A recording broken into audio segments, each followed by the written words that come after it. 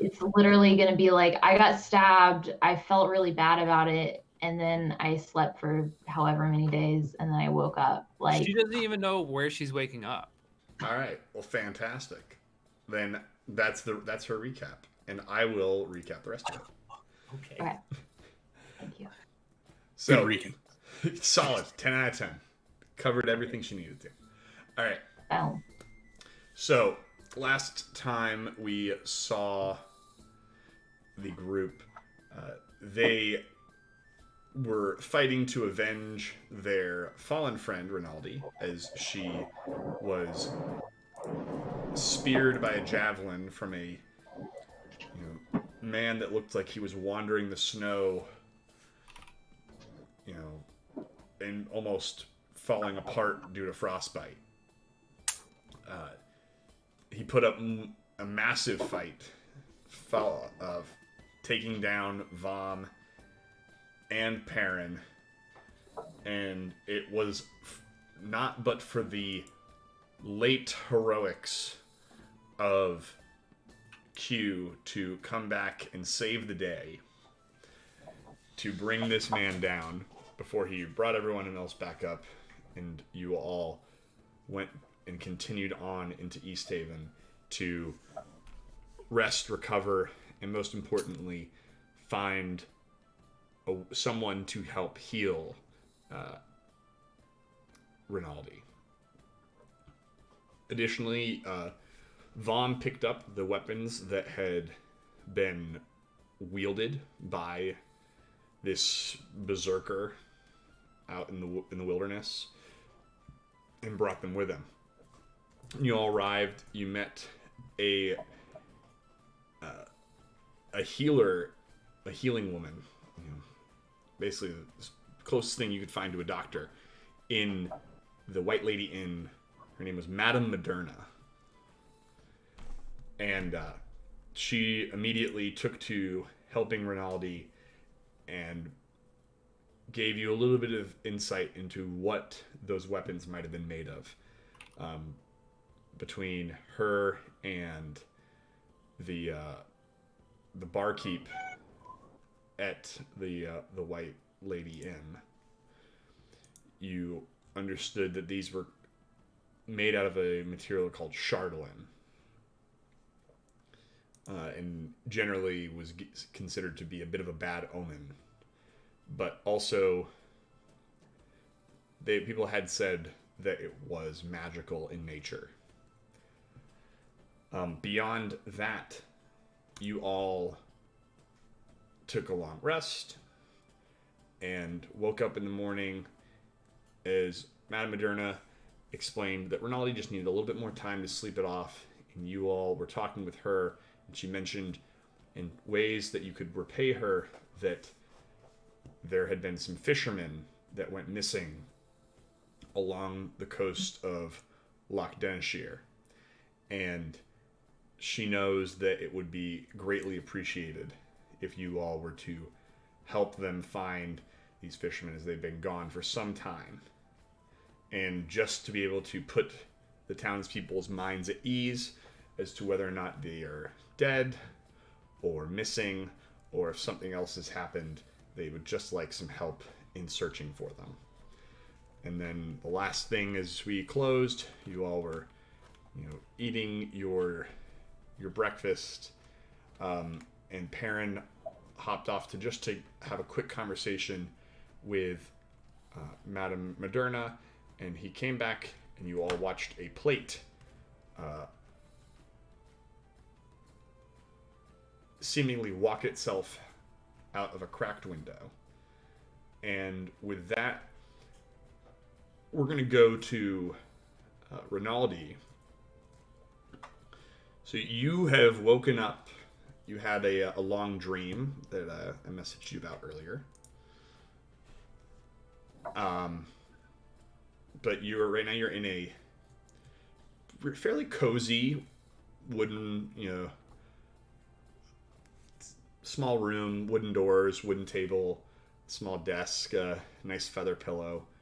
And Louis is now kind of squeaking at you in your ear, as he realizes that you're starting to stir and get up. You're cute. There you go.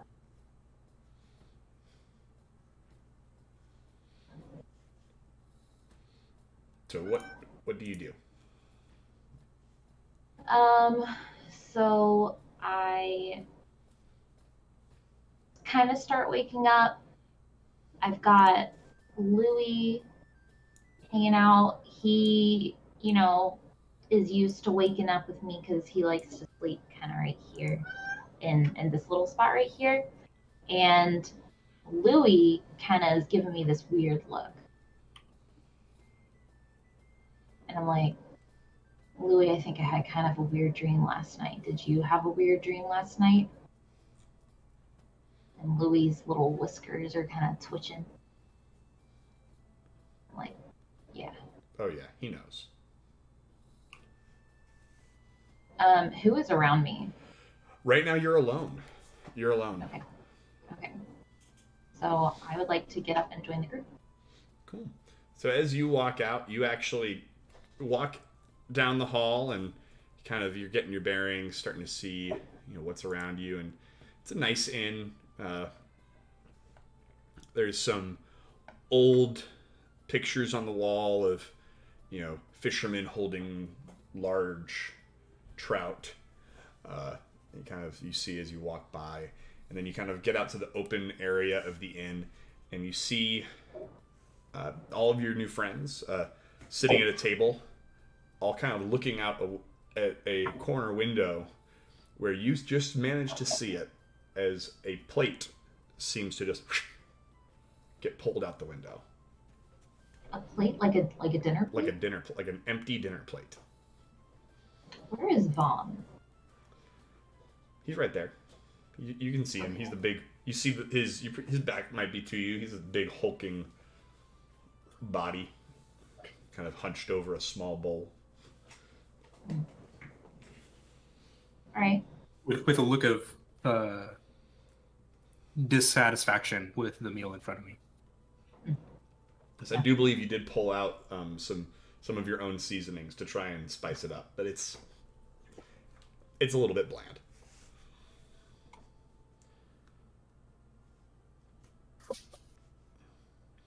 So you all kind of see Renaldi comes walking in, and all said and done, she looks pretty good. She looks, you guys all had a rough go yesterday, but when all is said and done, she doesn't look any worse for wear than you all do.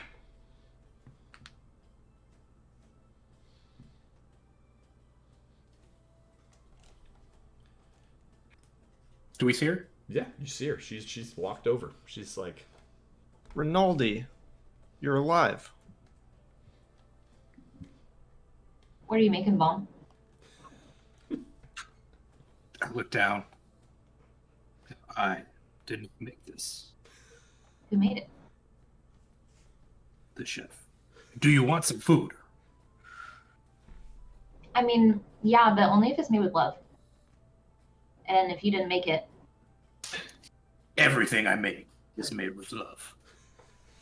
I turn over real quick just to look at Tom and Rinaldi, and I'm like, man, Tom has never been this excited about anything.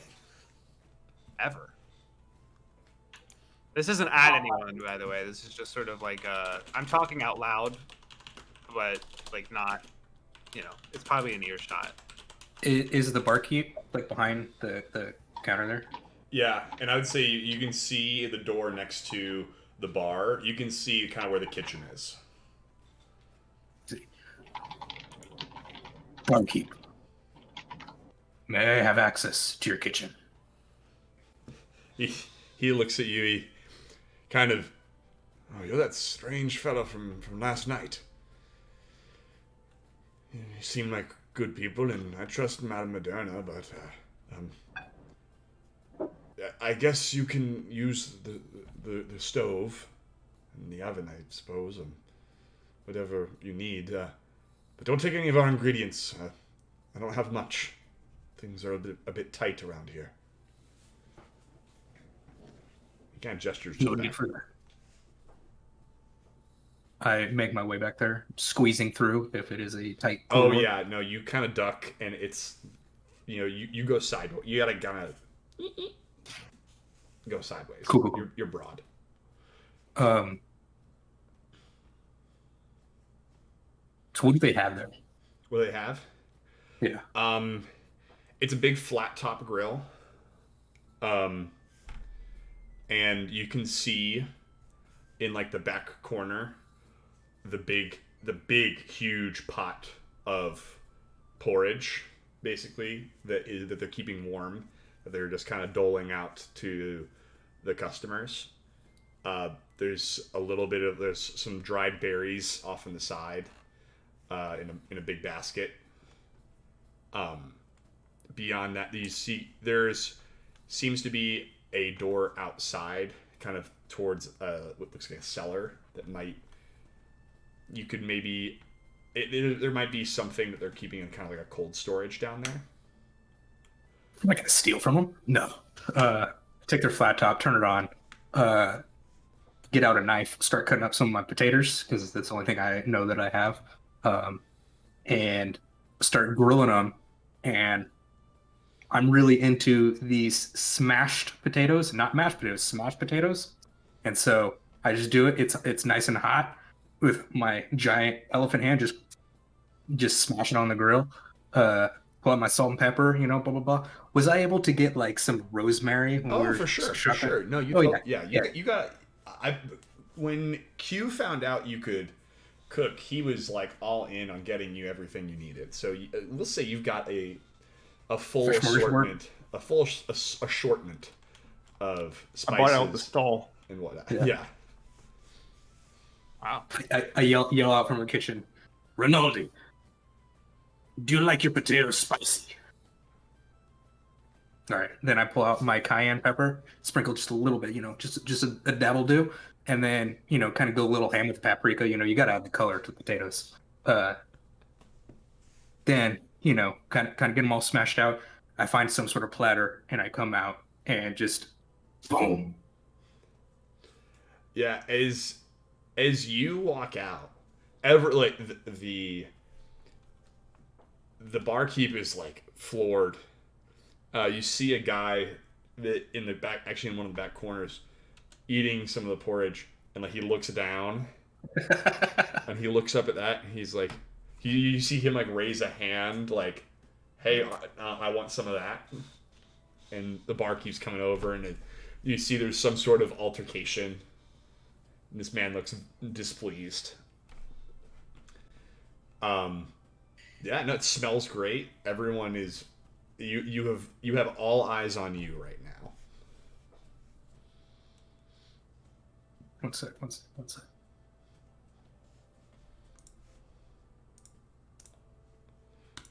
Oh. Ooh, yum. Smashed potatoes, dude. Smashed. I dig it. That was good as fuck. Yeah, no, that's phenomenal.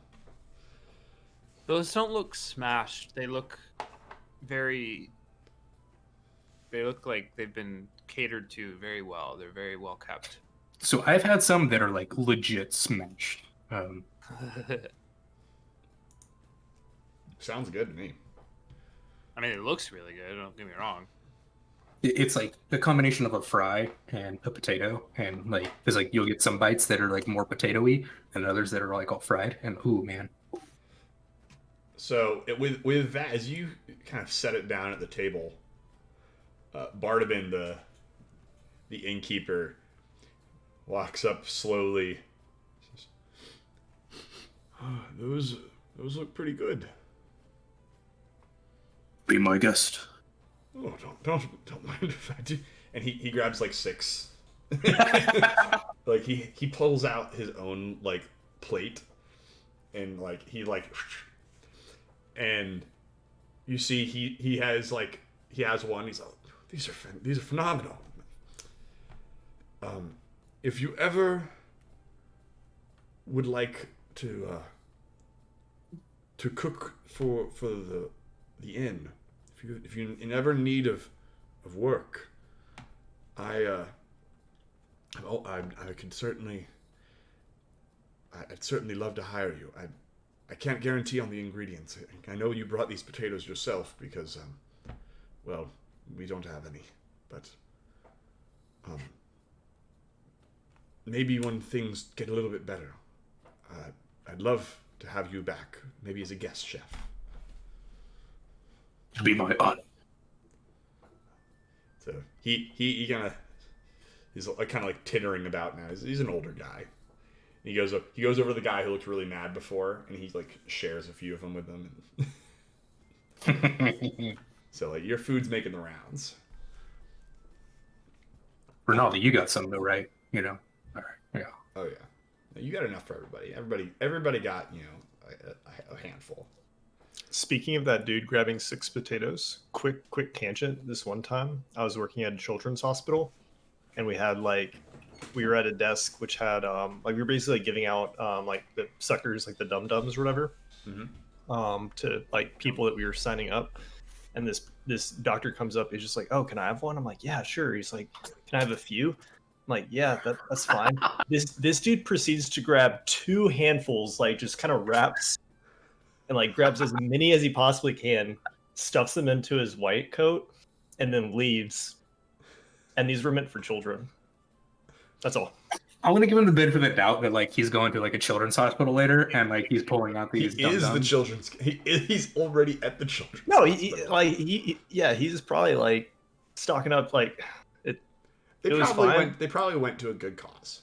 I'm sure he's 100% giving those to kids that he sees. Like, wait, did you say you were at the children's hospital? Yeah, I was at the children's Okay, hospital. okay. It was like in the lobby. That's totally what he's doing. yeah. For some reason in my mind, I heard like elder home, and I was thinking like he's stealing these from from old people. I was like, So while Rinaldi's eating, Vom, you're kind of taking a little pride in your work. Q, Perrin, what are you guys doing? Eating? I'm eating the potatoes. Eating potatoes? Yeah, pretty good. I'm like just like stuffing them into my mouth. Like I'm not paying attention to anything else. Perrin? I'm just watching this whole thing unfold. Are you eating any of the potatoes? No, I mean, I don't want to be rude. I would rather everyone enjoy them. I'm just bewildered. I noticed that you're not having any. Perrin,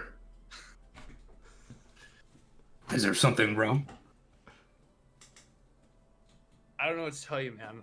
I point to Perrin. I'm like, this guy doesn't like your potatoes, Vom. No. I can't not like them if I've not had them. That's not how that works. I'm just not. This guy's disgusted by your potatoes. No, it's okay. It's all good. Is it too spicy?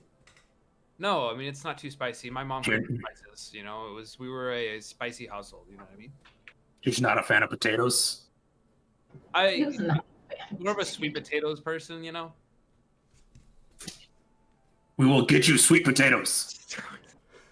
Man, we should just not do anything that we've set out to do and just set up a restaurant for Vom, guys.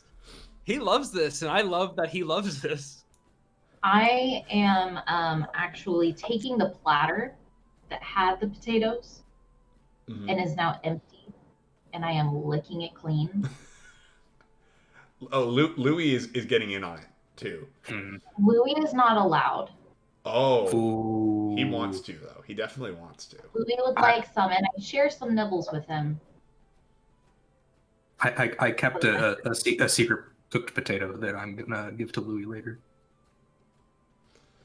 Louis gets his own potato. I don't know. You don't know this, but Vom and Louis were chatting it up while you were PTFO. Yeah. Yeah.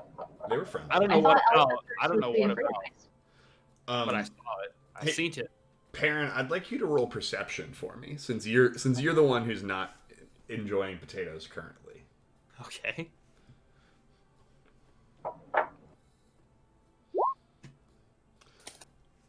You notice, you would recognize there is a halfling. Ooh. Kind of staring you guys down. At one of the tables across the way. A halfling, not a half elf. No, a halfling. Oh. He's a tiny person. Yes. Think hobbit. Okay. Um, The race that I thought you were initially. I know. It's really just, man. I turned to Q and I'm like, hey, you see that guy over there? He's really small. And I'm really disappointed that you thought I was that small. But I just want you to know that I look at Perrin, and I look at the halfling, and I look at Perrin, and I look at the halfling, and I look at Perrin, then I look at the halfling. Are y'all twins?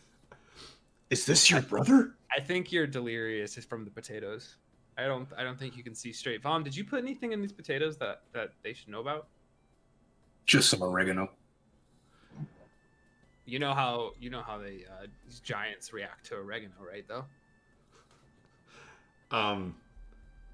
So as you guys are talking, so this halfling is not just he's actually dressed rather flamboyantly. He's got a hat with a big feather on it, a very ornate vest, and you can actually see to the side he has it's a fiddle, yes, that he's got laying just off next to his chair. And those of you that were here yesterday would actually recognize him as the bard who was performing when you walked in. Last night, right? Yep. Okay. We totally didn't pursue anything to do with this halfling. I interrupted Michael's. I meant to go say we could go talk to him. As you lock eyes with, as you kind of lock eyes with him, he kind of goes back to, he's got a small notebook that he's writing in, and he's got his porridge. Yeah. Hey, Vaughn, can I have a potato? There's no more left. That's it. Yeah, man, I looked Can I have at Louis? entire bladder clean. You snooze, you lose. Do you want an uncooked potato? No, I just want to give it to this guy over here that's been staring at us. It's a little less aggressive for me to offer him food as I go approach him to interrogate as to why he's been staring. Because I don't know about you guys, but where I'm from, it's not polite to stare this intensely. I reach into my pocket and pull out my potato that was intended for Louis, and I give it to you. It's uncooked. No, it's cooked. Oh, okay. It's a pocket potato. Thank you. Pocket. Thank you. Thank you. So I take the pocket potato and I walk over to this halfling, and I reach out with this potato. I'm like, "Hey, so we caused a lot of commotion over there. I understand, because we were enjoying these potatoes, and I thought you would enjoy this potato because it is a pocket potato for a little pocket person." That is insulting, sir. I just kind of over here and just lean in. I'm just that was actually intended for a rat. Just FYI. Pretty sure he's insulting you. So is this whole thing? It's like we haven't had adventurers here in quite some time, and clearly you all are not of any sort of caliber I need to be associated with. Good day. That's right. Stop staring at me, please. And I walk away. And that was that. So he gets up. Enjoy your potato. As I. He denies the potato entirely. All right, that's good. I give it back to Mom. He grabs his fiddle and he kind of makes a bit of a huff as he kind of storms out. Okay. We don't need any more quests, guys. I'm just trying.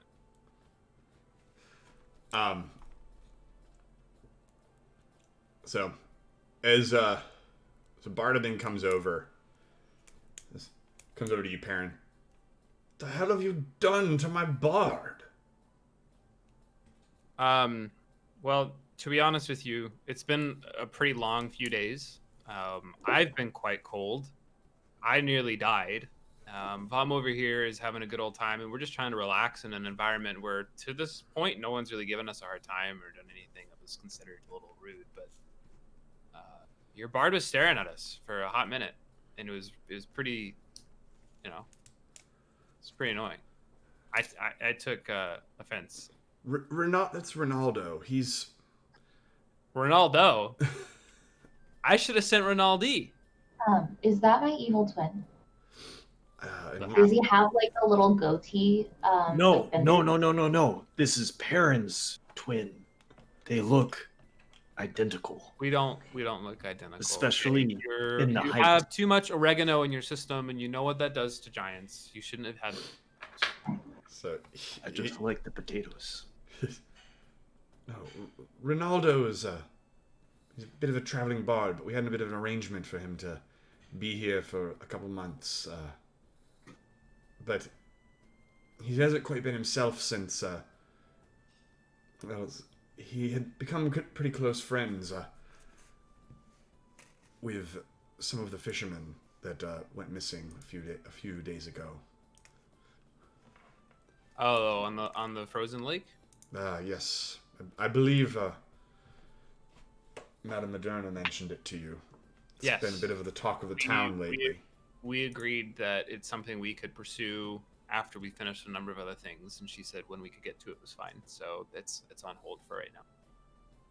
Well, I mean, we look. You're not the first adventurers to come through here. We actually had a small party of adventurers who used to help us with these types of things when we weren't able to face what's truly out there in the tundra on our own. But those were things that we used to be able to ask of them. Unfortunately, you haven't seen them. You haven't seen them either. Things have been a bit bleak. But hopefully Ronaldo will return, at least for tonight. I can get through the afternoons without the music, but people come, or else I lose all my business to the wet trout. How is the trout wet if it's so cold? Wouldn't it freeze? Well, Sorry, I'm done. I should have eaten. I'm just really hungry, I guess, because this isn't like me. Is there a dry trout? I've never asked. I believe the trout is wet from the beer. It's they're not. We're the biggest inn in town, but I'll admit we're not the biggest bar. The wet trout is the biggest tavern. It's kind of hard to be the biggest bar when you have the smallest bard. Ooh. Well, best of luck, friends. My job here is done. I can't wait to get view the recording of this, and I'm gonna screen cap his stupid smug face.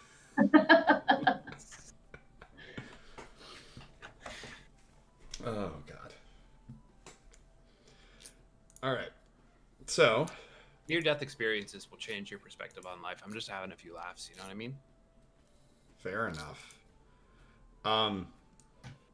So you guys have there's a handful of things have happened to you guys. It's just, relatively early in the morning. Not even. It's mid-morning. It's about 9 o'clock. What are you guys gonna do? This map is different, Mike. Table talk. What? This is a different map, of Bryn Shander and East Haven. Oh God, this is the old one. Okay, does it matter which one? No. I like this one because it has where I circled the thing. Mm-hmm. Yeah. There you go. Or Mike circled the thing. I think we've got a lot to do. I mean, we've got a number of things to get done here and to get back to Targos. We should probably not dwell too long within this town and just book it over to the mountain for the arcane quest. Check out. Jim, are you ready? I think so. We rested. Do we need to buy anything? Do we need supplies? I mean, you guys had some rations and stuff on hand, I believe, when you left, and you didn't really use any of them. So I think you should have some. I mean, what do you have in your inventories? If not, you guys can. There's definitely places you can go get them around here. This is a pretty well populated and moving town. Team, I think we will. did anyone else see the plate being dragged out the window? Mm-hmm. I thought I was just still not feeling too well.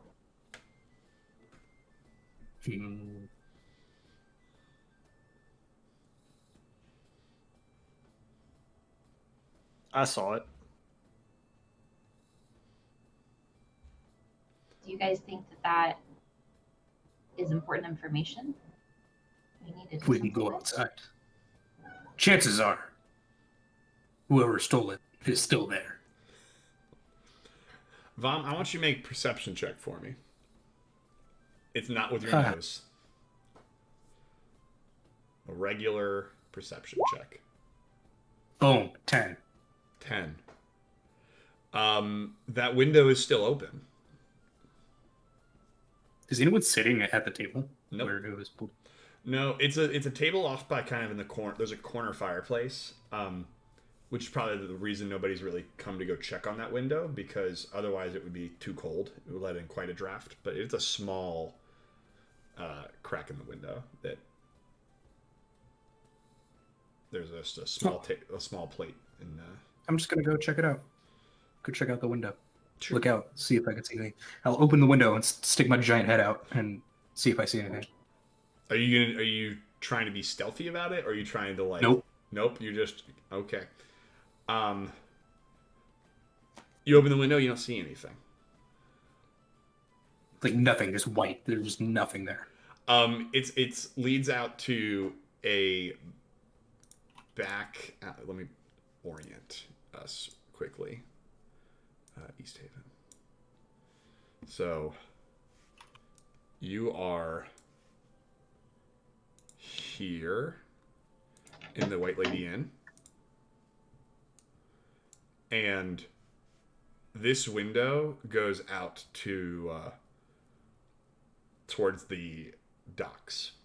So you look out, like you see, the gray sky. There's not, it's kind of it's not quite twilight yet, so it's still a little bit dark, because of the way light works this far north, and the fact that the sun has not actually risen up here for over 2 years. So it's that what we would normally look at as a really early morning, but it still feels like early morning, but it's already 9 o'clock. You look out, you see there's no one really either direction, because the docks are pretty empty. Mm-hmm. Because you can see all of these ships are frozen into the lake. Like they can't get out. Okay. So I saw nothing. You can make me investigation check if you'd like, or perception, whichever you'd like.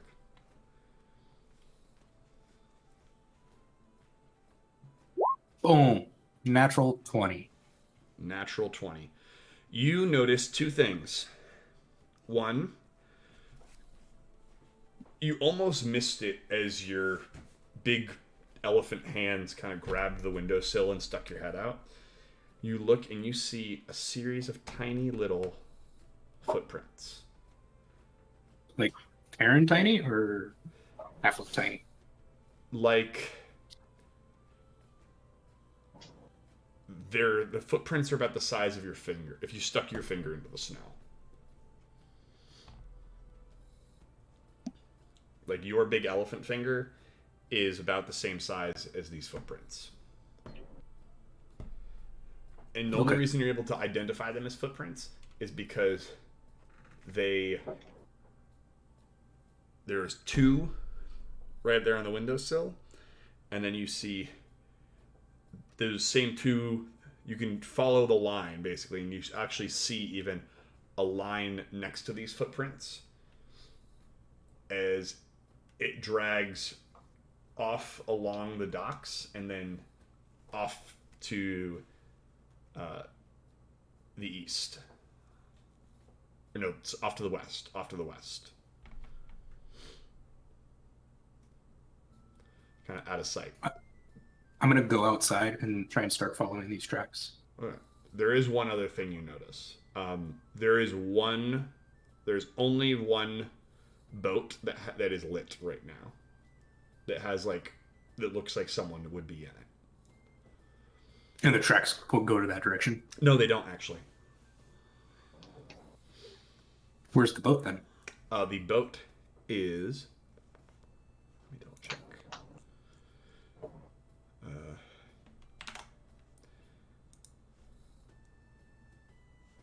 The boat. Actually, yes, they do. I'm a liar. Oh no! No, I'm not. No, I'm not. It's actually straight ahead of you.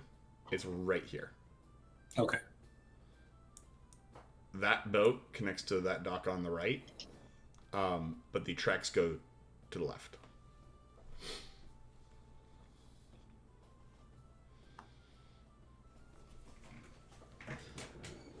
So there you go.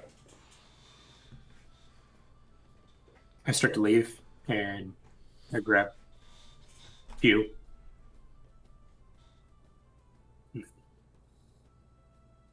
Do you want to help me catch a thief?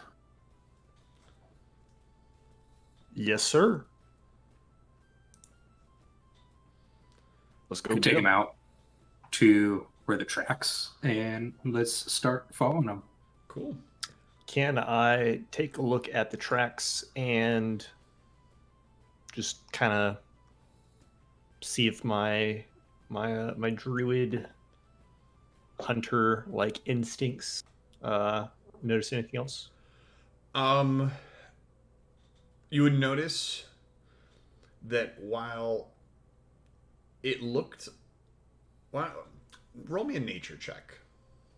Ooh, And then I think that'll give us a good idea of how much you gain from these tracks.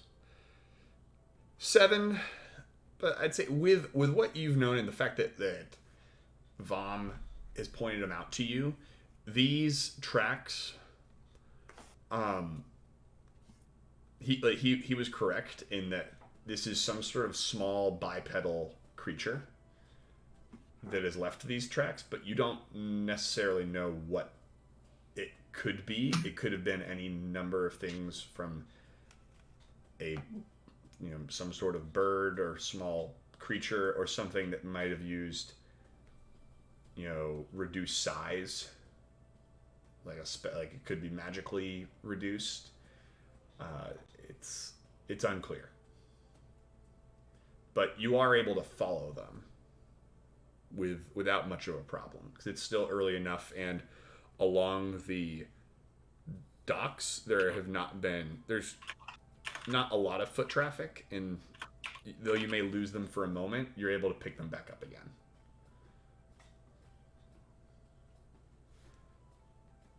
So, Rinaldi, Perrin, are you guys following? Yes. All right, so you follow these tracks. You pass by the docks. You end up, passing by, these ships that are frozen into place, and kind of you look off, to your left as you go, and you can even see old storefronts that have boarded up, various fishing supplies and things like that. There seems like this was probably used to be quite the fishing hub, but with the way the lake is frozen, it is much smaller. As you are going, you actually run into, there's only one person kind of along your way, just a regular. It's actually another half elf. You might notice just walking by, He's got his cloak up. He's not really trying to. Doesn't look like he's trying to cause anything. He's just walking the other direction. I'll leave him be. You guys are walking pretty big. Perrin, he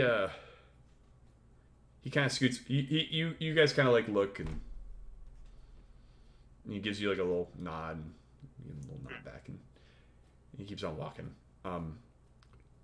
Make a perception check. Me? Yep. I have perceived. As he goes by, he is reaching for your money bag. Oh. I definitely like turn and like hit this guy's hand. Like a petulant child gets hit by his mom. It's not like an aggressive hit. It's sort of like this like kind of like what are you doing? So he looks at you.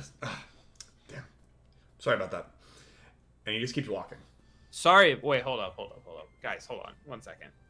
And like I like turn and yell at this guy like, what do you mean sorry about that? You're in East Haven. It's legal to pick here, y'all. Watch your pockets. How about you say sorry about that? To me. Don't make me okay, never mind. I misinterpreted what he said. I did say sorry. Why are you even trying to do this? You know, like you're new in town. What do you expect? I mean, you're walking around, you're in East Haven, bud. Things have been a little hard. What do you How long have you been here? I grew up here. My dad had a boat. You grew up here? Yeah. As a half elf? Yeah. In Icewind Dale? Yeah. That sounds terrible. Shouldn't you be like trying to, I don't know, wander? Most of us do. I can't think of a single half elf that's like grown up and stayed anywhere. Everyone I've met's always just been around the world. Well, I like to wander this. I used to like to wander this lake. And then I wanted to wander your pockets, but shit, that didn't work out either. You're disappointing. Life's disappointing, bud. Yeah, it is. And unfortunately for you, nothing particularly eventful is going to happen from this point on between us. So you can just go on your merry way, pick someone's pockets. He looks fair enough by me. All right. Y'all take care. I don't want to deal with this guy. I like turn to the group and like, man, I was kind of excited to see someone similar to me, specifically turning to Q, being like, not the bard at all. We're not the same. But yeah, no, it would have been nice for to connect a little bit, but it's unfortunate he seems to be a little down, and I don't have time. So he walked by Perrin last, Yep. right? Yeah, Perrin. He went by Perrin last. Everyone so he's may or may not want to check their pockets, but I have Vom's money. Check my pockets. Well, You got everything. No, you've all got everything. Yeah, we're good. Let him go. I don't want to deal with this guy. That does raise a quick question. Vom, where is the axe? I have both of them on me. There's the axe and the javelin. Javelin is kind of like sticking up out of my back, and then my axe is kind of like tucked away in my coat. His like the big black axe. Yeah, how big is it? It is like a dual-headed great axe. Okay, that guy's on my back as well. And I have a coat covering everything, except the javelin. But Rinaldi, you definitely notice that he's got the weapons on him. yeah. Hey, is that weird pickpocketer guy? Is he gone? Or are we still He's near gone. him? Yeah, you guys. This conversation is probably happening because you guys are walking now. You're continuing following the tracks. I had this really weird dream when I was knocked out by that poison. And in my dream, uh, I can't remember all of it, but something told me that there's some sort of power involved with this axe that I need to use, which is pretty weird and wild and wacky. You know what I mean? But I guess that's what the really nasty arsenic will do to you. Isn't that just like I don't know if it was a weird dream or if maybe it was a vision? How attached are you to this axe? I go, take it off, and hand it to you. Nice. Not at all. Do I have anything I can give you in turn? Is there anything that you want? I put my hand on your shoulder. On my- Friendship. Oh, we can be friends. Bomb, can I hold on to the spear? Friends. I pretend there's a table in front of me, and I say, no. Okay. Do I like, feel anything when I pick up this You axe? feel a bit of unease at first, and you're very aware of the wound in your shoulder. Not painfully so, but like you've got butterflies in your stomach. Hey, Mom, I might actually let you hold this guy for a little bit. If you don't mind. I stick my Getting hand a spooky Just- feeling in my stomach. Just put it back. Vom, you've got that feeling too now. No, it's back in your hands. Or I'm fine with on that. your back. Alright. Alright, so you guys continue on. The tracks actually lead outside of town now.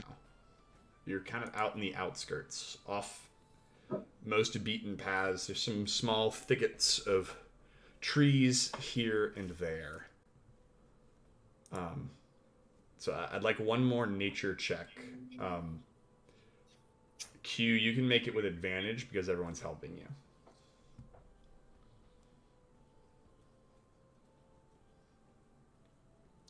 Nature check? Yes, please.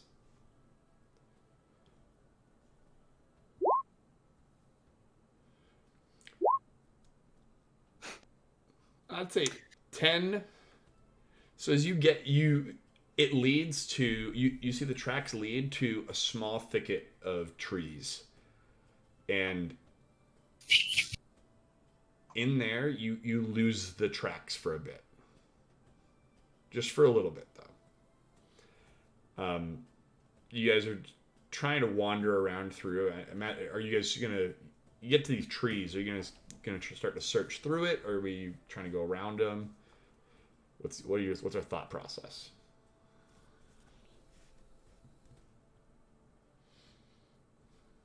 It's a thicket of trees?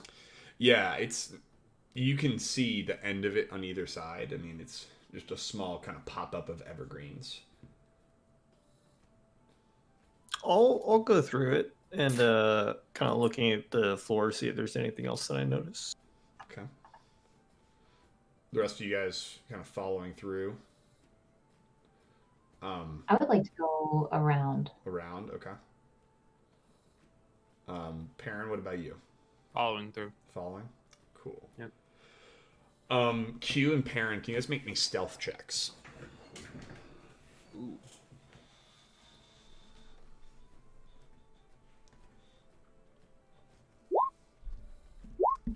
I literally can't roll tonight. You go through the crunch of the snow beneath your boots, and occasional twigs snapping. You see off in the distance there's a few small figures, and what you can tell as you get up to them, they're looking at you, but they're these tiny little, almost, there's little humanoid-looking creatures with little masks. Yes, Yvonne. Am I there? Rinaldi said she was going around. Q and Perrin were trying to go through the woods. So, which one do you want to go with? I will make my way through the woods. All right, roll me stealth. You might save them with your big elephant feet. With my -1 to stealth. Nope. So you guys all come through. Vom coming up behind with a thundering through, and you see these little, almost fey-like creatures looking up, and you see one is holding a fork, another is holding a knife, and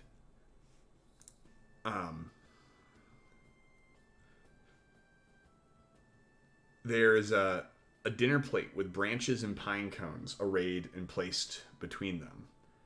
And one of these little creatures is sitting on the edge of the plate, while the other two are moving the fork and the knife around, almost as if they're trying to cut invisible food.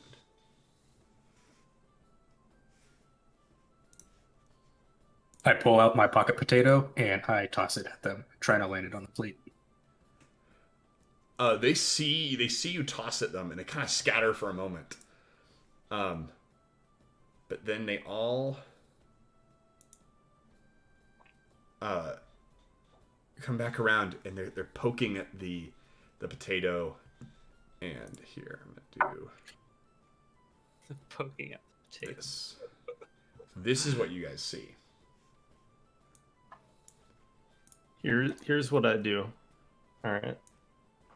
I reach into my coat and I pull out my bootleg fire brandy. Yeah.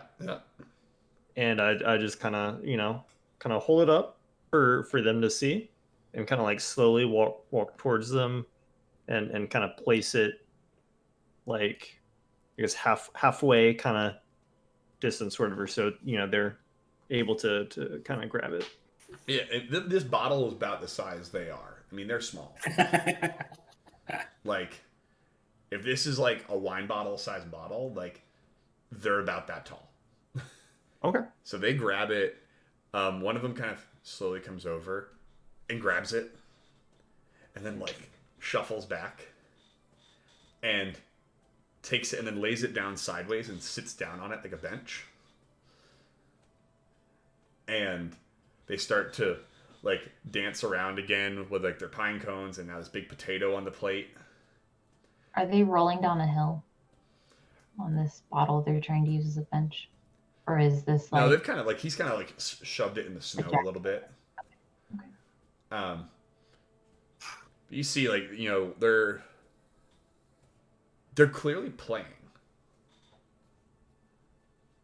Like they don't look like they're intent on actually eating the potato or drinking out of the bottle, but they love to play. The potato is now like, they're like rolling it off the plate and like rolling it back on, and like trying to like maneuver it, and then they've cut it now, and it's like one of them is each sitting on a different part of the potato, like as they're sitting on the potatoes like stools and trying to cut into the pine cone like food. How far away are they? They're probably 10, 15 feet away. You kind of got closer, and they like ran up and ran back. Can I like do a little like kind of like dance and like slowly get closer to them? Yeah. As roll me performance.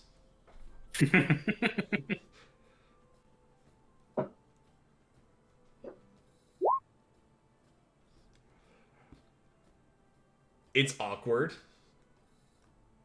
and you all are trying not to laugh, but And you hear something that sounds almost like chittering between the three creatures, and they all start to mimic exactly what you're doing.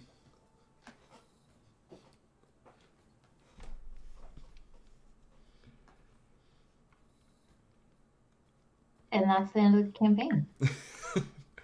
Pretty low Who- Are you? happy Are ever you? after. Are you? Go ahead. Go ahead. Who is holding on to the kitchenware? Is it me? Vom, I think, has it all strapped to him. Okay. Can I grab the saucepan from Vom, as well as a wooden spoon, and just kind of, clink on the, making some noise while I get closer to them? Yeah. If Vom, are you giving him the pot and everything? Yeah. Yeah. So he, you keep doing that. And as this, oh yeah, that's great. So as this happens, you get close to them, and now you're banging on the pot and dancing around. They're all dancing around. They're like clanking the fork and the knife on the plate as they're dancing. And as you get right up close to them, two of them scatter,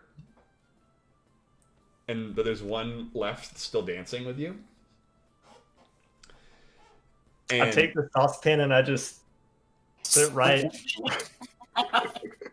is that so? I just trap him. You Trap him in the saucepan.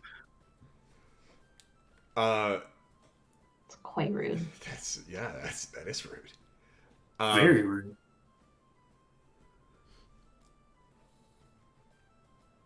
At first you don't hear any. You hear banging on the inside. And the banging gets louder and louder.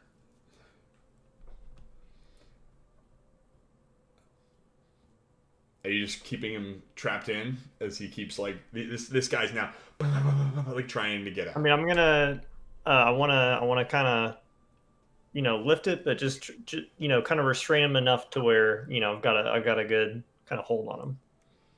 But also I'm gentle, but You're also gentle. firm. Yeah. Gentle, but you're also trained on him. Yeah, I'm I'm gonna trying need to you- capture him, but I'm I'm not. gonna need not you to trying- make an animal handling roll at disadvantage because you're holding him against his will. Okay. All right. Woo! Wow. Woo! He doesn't have Up yours, DM. He doesn't have a face per se, but the panic is visible at first.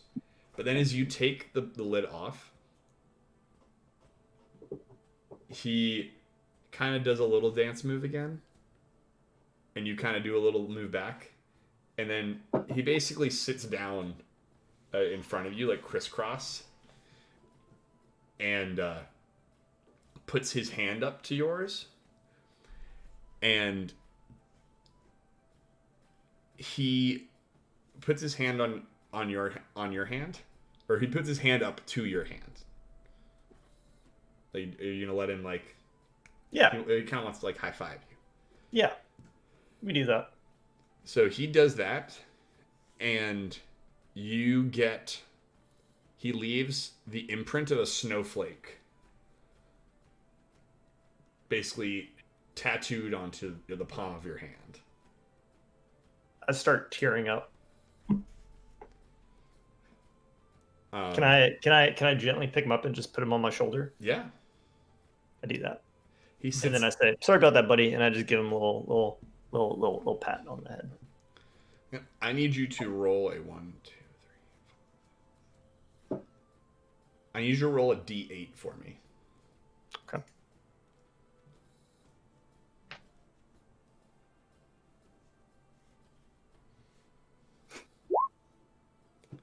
One. A 1. So you you would you recognize now. You kind of calm down. These are Chwingas, and he has given you a charm, and he has charmed you with the charm of biting cold. I will message this to you. It has 3 charges. As a bonus action, you can expend one of the charm's charges to wreath your weapon attacks with a biting cold for 1 minute. Until its effect ends, you deal an extra d6 cold damage when you hit with a melee or ranged attack. Once all of its charges have been expended, this charm vanishes from you. Poggers. There you go. I just messaged that. What does that mean? Perrin's very confused. We went over this, parent. We actually didn't. We did. No. I said that this was a chant that we would say Loggers? after. Oh, we did. Yeah. This is canon. So you all have. So with that, you have made a new friend. And you've also found the plate that went missing. And seemingly someone else's fork and knife.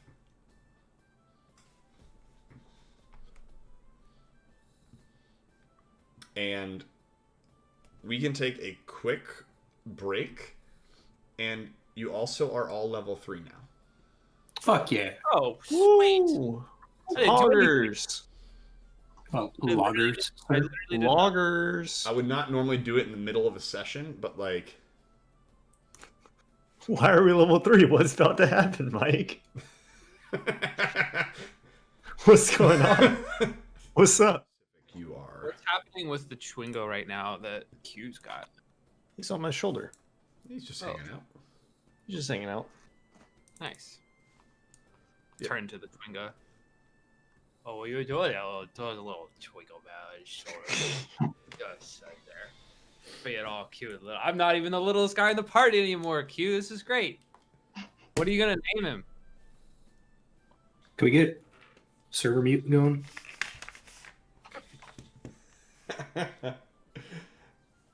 I going to be... I never said that.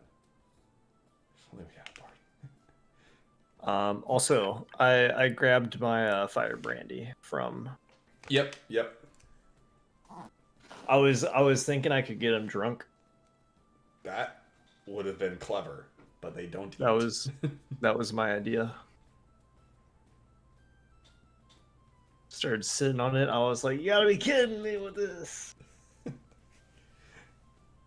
Oh yeah, man. Yeah. So there, you guys are just out here.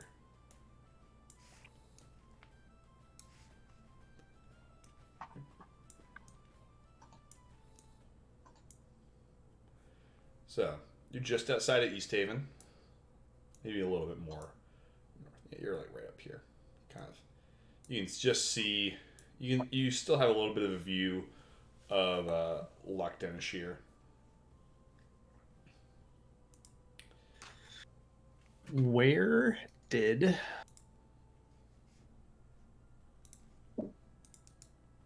I don't have the wizard's name. Dazan? Was it Dazan? Yes. It was Dazan. Did he say where we can meet him? Was that in Bryn Shander? I believe it was East Haven. Yeah, he said that We met him in Bryn Shander. you met him in Targos. He said Did that if you guys made your way to East Haven, he would meet you there at some point. Mm-hmm.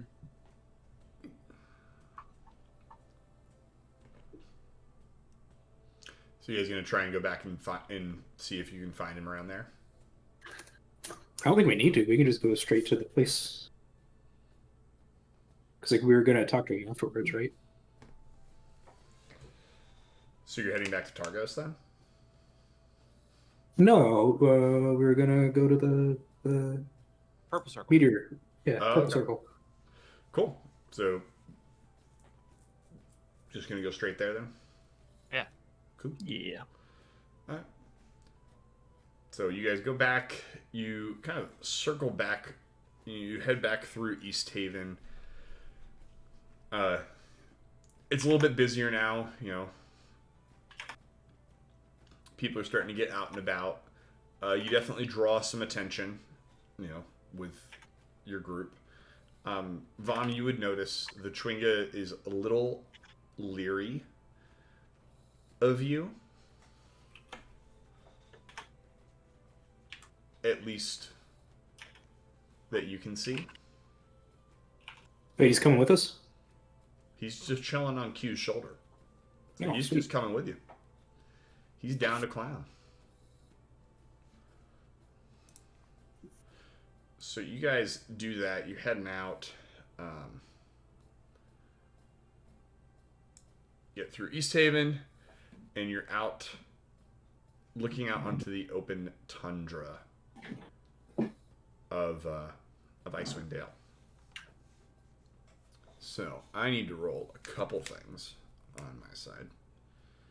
So just don't mind me.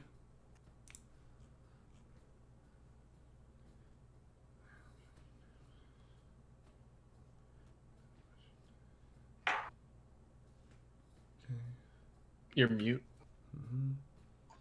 I'm not saying anything yet, unless she's saying something. I said that 2 can play this game. Well, this is the Chwinga. Well, this is Louis. Okay. All right. Okay. I mean, that is a mouse. That's fair. It's literally canon now. So if I ever somehow end up at your house, that you have to remember that. That's Louis. And that's Chwinga that hasn't been named. What is Mom's got a who has joined our party? This is you my waifu. God. Okay. Yeah, let's keep walking. So you're walking through. Walking through.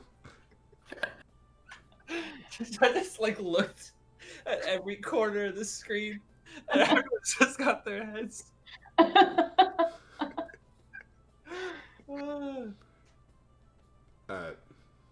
is more accurate. Is that a? Just Is rolling that the a thing. really small little cat? Is it a cat? No, it's a corgi. No, it's a corgi. Well, if I have a better one to sit. Oh, that's a no. good one. You guys have cute ass little plushies. I don't have any plushies. Mark, I will buy you a plushie for Christmas this year. Don't let me forget. I put Reinhardt on my shoulder. Reinhardt. I've got a Red Skull one.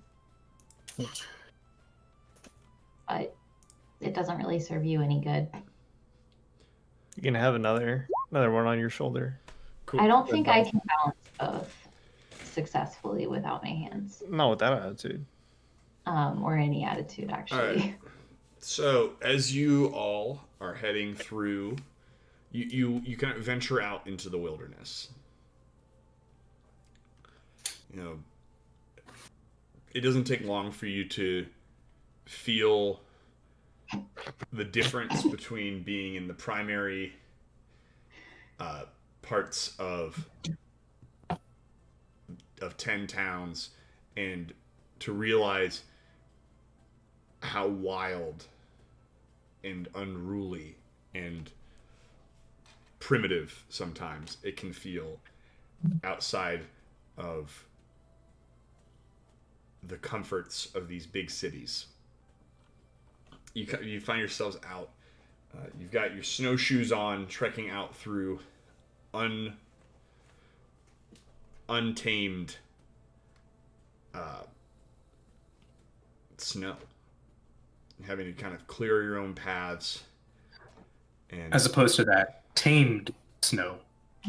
well, like the roads that have kind of been pushed down ahead of you. Oh, I guess this is actually a very reasonable point. I assume you guys are actually taking your axe beaks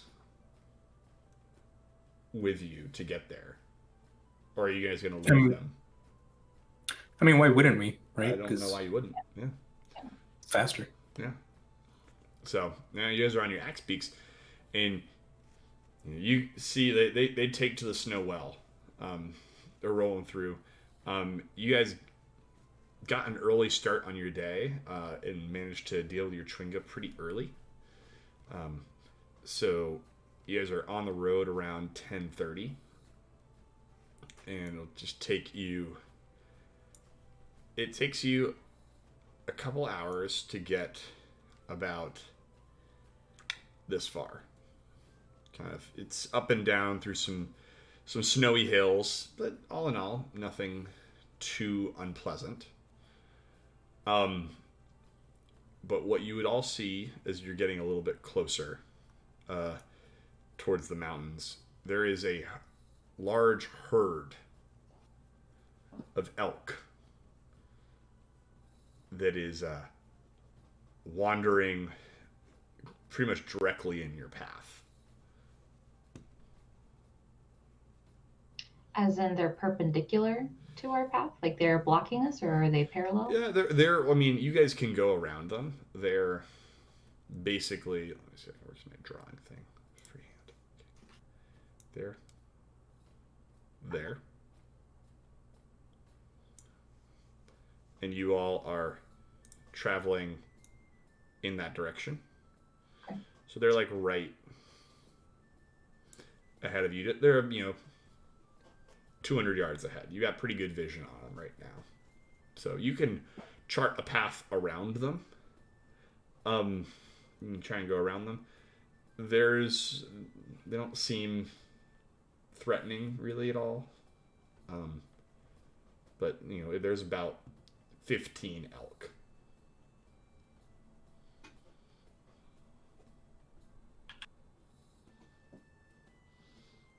We'll keep on moving. 1 second. Yo, guys, we trying to hunt some elk. That's what I was just thinking is, does Vom know how to make some dank elk burgers or something? You're damn right I do. Okay. So I'm thinking we do that. Like I'm messaging you something. Okay.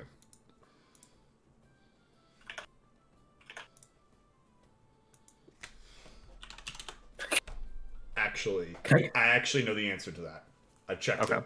I checked it ahead of time. Okay. Can I compel a duel to an elk? Yes. Can you what? I think. What? I only have to get what- 30 feet. I'm gonna check the spell. If it. I mean. Yeah. Yeah, you can do that.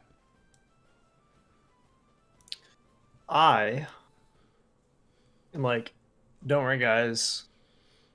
I kind of have a plan. And then I start walking, and then there's like a bush, and I disappear behind the bush, and then emerging from the other side of the bush is an elk. Is the That instinctively the Chwinga is like on this elk's like antler. It's just chilling. Yeah, the ching is still there on my antler. And I start just kind of slowly like walking towards the herd. Are we I would. successfully able to identify you if your Chwinga falls off your antler if we're about to go hunting for elk? Why would you join the elk herd? It's an incredibly bad idea in my opinion. Give him a chance. It was an idea.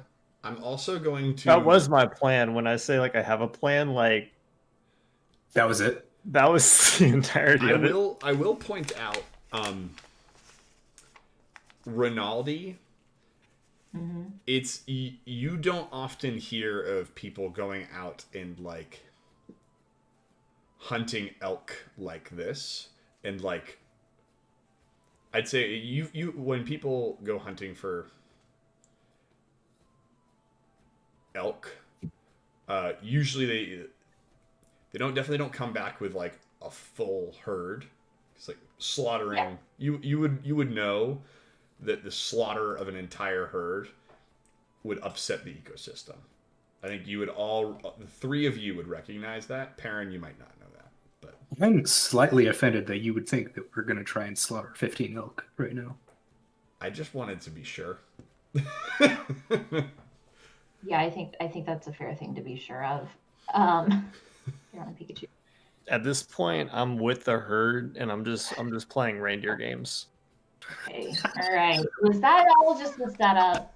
Because if it was, I'm going to be upset with you. I'm picking a fight. No, I just thought of that just now. That was good. That was good. Mm-mm-mm. Also, I'm doing the same kind of string dance I was doing, but as an elk, so you can just kind of imagine I'm like trotting a little bit. I'm just kind of like a little head shake, you know? That's probably how you figure out which one's him. He's the only one moving in a very irregular pattern. Weirdo. No, you make some elk friends. They don't mind you. There's one particularly large one with this like a massive set of antlers who kind of comes up to you and gives you like a quick headbutt. I would like to roll animal handling. Go for it. Aren't we like 200 yards away? Well, I imagine you've kind of gotten a little bit closer since Q is now in the herd. But I'd say I'm assuming that they were still there. I'm just saying that's what I was doing. Yeah. Do I have to be within a certain distance to roll animal handling? No. Yeah. I mean, what are you trying to do? I'm trying to protect my man from. I'd say with a 7, I headbutt him back. You headbutt him back. He's bigger than you. But not in a in an antagonistic way. So you're like a gentle. Yeah, I'd say Q. You feel this is probably like the bull of the Big Daddy. Like this is like the head honcho of this herd, and he's trying to just make sure you know who he is. Okay. We're cool then. So you kind of I like lift up one of my hooves, and I'm just kind of like. He just kind of like bears his antlers down at you again, and then walks off. Yeah. And I resume my dancing. Yeah. There's a couple little elk that start to kind of dance along with you. They're kind of playing. They're having fun. So what are the rest of you doing while Bropansky, while Q is is dancing with little elk babies? God. That's his Native American name. Dances with elk babies. Dances with elk babies. All right, so I'm hoping that Q is gonna be so much fun that all of the small and vulnerable elk are gonna go play with him. Yep, he's got, probably 3 or 4 little baby elk. Baby to adolescent. Can I kind of like dance back towards the group and try to lead them? Pied Piper. Yeah. Go animal handling for me with advantage because you are one. Because I am one.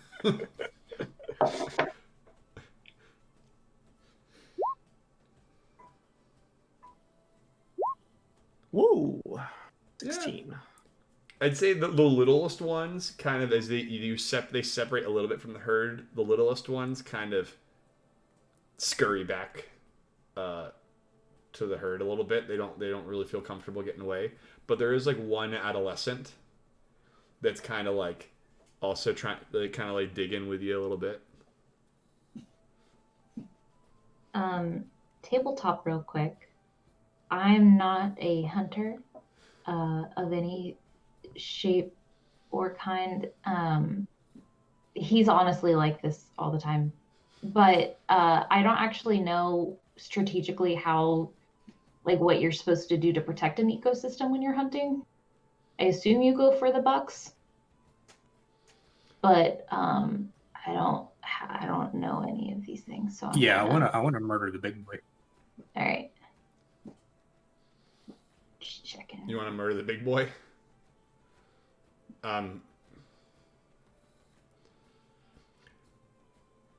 Roll me. Vom, roll me nature. Or animal handling, I guess. I don't know. One of the two. That's a 20. You would know from the time that you've spent in these open plains with your tribe when you first arrived. Whoa. Spoilers, dude. You would know from your past experiences that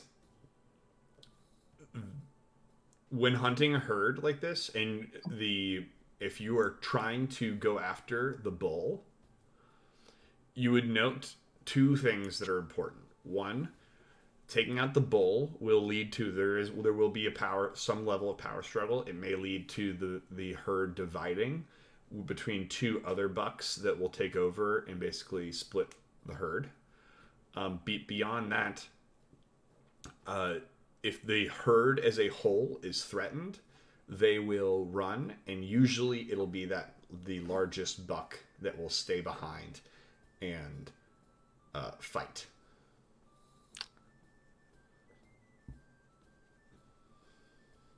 What is my size? You're bigger than the one that you're on. I mean, you're dancing with. No, I know, but I mean, like, how big are you? Can I assume that I'm like, maybe a little bit smaller than the bull? You are. You are definitely. Are you just gonna integrate into this herd? Like, are you just never gonna? Can this be your second family from now on? Like, you'll come and visit. And then... For the next hour, I table talk. I don't give a fuck what y'all do right now. I'm just. Imagine this: we're at the end, towards the end of our mission here in Icewind Dale, and we are down on our luck. We're all nearly dead, and then all of a sudden, Q looks up into the sky and goes like "roar" and makes some elk noise, and then his elk family comes over the hill, like Rohan, the riders of Rohan. Y'all, I'm just table talk. Y'all resolve this any way you want to. I'm literally just dancing around and hanging out with these elk. Yep. So you're going back into the rest of the herd, hanging out with them. Cool. Yep. All right. And Mike, I'm gonna message you something. Okay.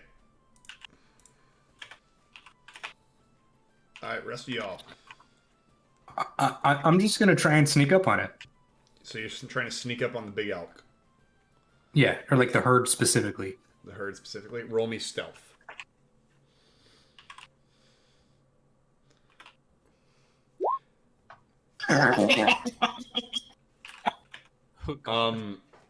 So you're on a little bit of an incline, and you had gotten off of your axe beak to be a bit stealthier, increase your chances, and then you roll down the goddamn hill, like towards them. Yes, like you slide, like you hit like an icy patch and kind of pick up some speed, and like. There's a bit of, you guys all see now, like the bottom of this hill, there's a bit of, and all the elk are look at you, and then you stand up, and they fucking scatter. How close am I to the big one? 25 feet. I cast Compel Duel.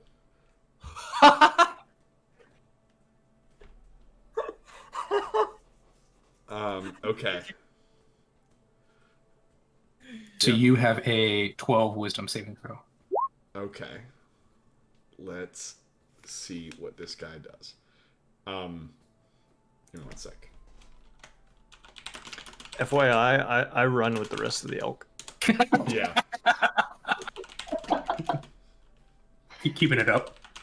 Yeah, I was gonna say he probably watches that and just completely blends in, looks at the other elk and is like, I don't know that guy. Okay. wisdom saving throw.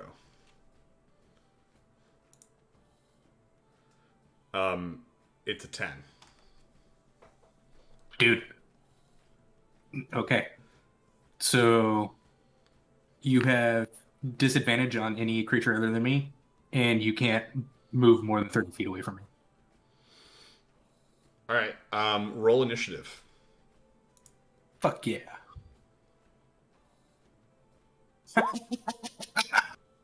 I'm doing great tonight, guys. 0. Great. Okay, so the elk locks eyes with you, and it just starts charging. Yeah, it does. And it will... Is a 15 to hit? Nope.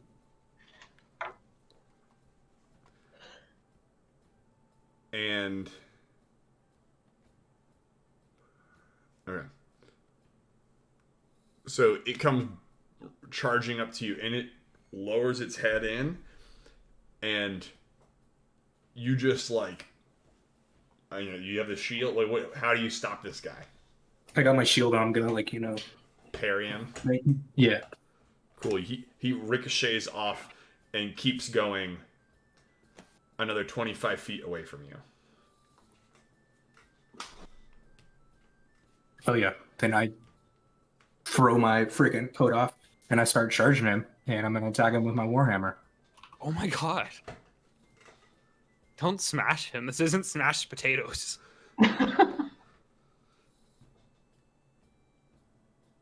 do we got?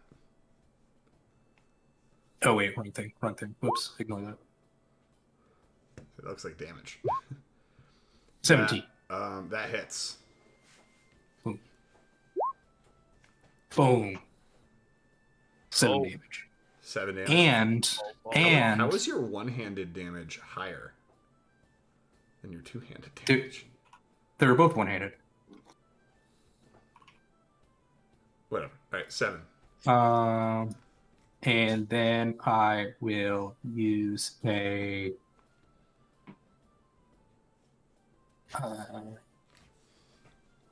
No, I won't. I won't be mean. You were gonna smite it. I was gonna smite it. So you catch this guy broadside and almost knock it over. The legs kind of scatter out, and it looks up, and it tries to charge at you again. And it's a crit. It's 25. As elks do. So that is what's that? What button?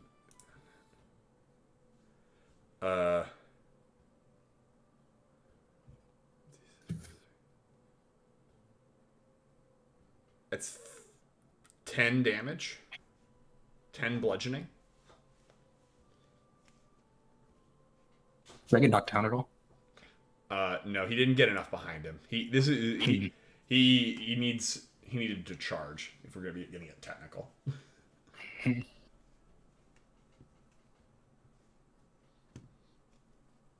Alright, all you. He looks hurt though. And Ooh. pissed. Yeah, I'm gonna go for his legs. Take the legs out. Oh damn. Wow. 9. He is a nimble motherfucker. Oof. I just... He goes back. As he does that, he will. Oh my god. He tries to donkey kick you, rears back with the hooves. And it's another crit.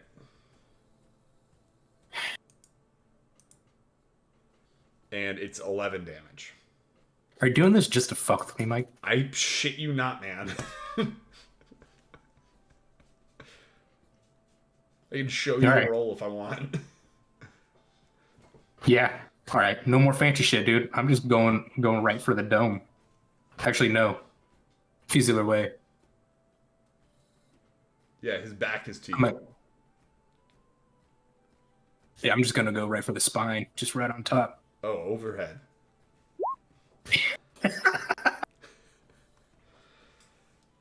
Someone please help me. I'm gonna give anyone else an opportunity to help here. You may all insert yourselves into initiative however you please. I literally, I don't want to help.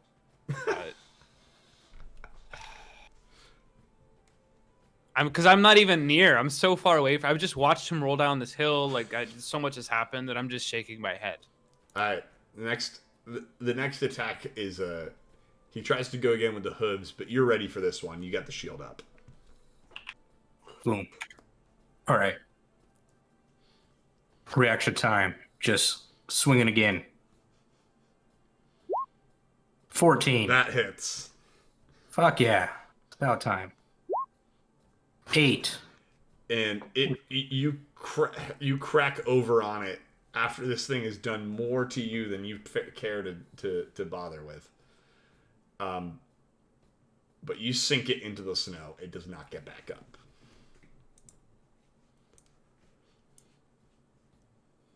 All right. I pull out my hand axe and I start skinning it. Cool. So you need my help. All right. So, I'd say you can spend the next 45 minutes getting, I'd say you can spend, for the sake of, you can spend the rest of Q's wild shape getting as much of the elk meat as you can. And I'd say you probably get, almost 100 pounds of meat. Cool. Can I short rest at the end of this? Yes. Okay. I assume no one else needs a short rest. Has an hour passed? Yeah. I'd say when this is all over. I emerge from the forest. Yeah, you guys haven't seen the rest of the herd. They're he's been gone. Stumbling around. I've got just kind of like twigs and leaves, kind of. Form are you in? What? Form. I'm a Goliath. I've turned back. Okay. But it looks like I had a wild time. And is Vom sitting or standing? Is he sitting carving the meat? Yeah, I'd say he's sitting down. Okay. I'm just kind of exhausted, and I see that he's taking a bit of a short rest. And I just kind of just go up to him and just kind of just lay my back on him and just kind of doze off as well as I kind of brush myself off. I turn to Perrin. I'm like, hey, we get a bonfire? Absolutely. So I look sort of at an open space on the ground in front of us, make sure I don't, get near anyone, and cast. Wait, where'd it go? Yeah, I cast Create Bonfire.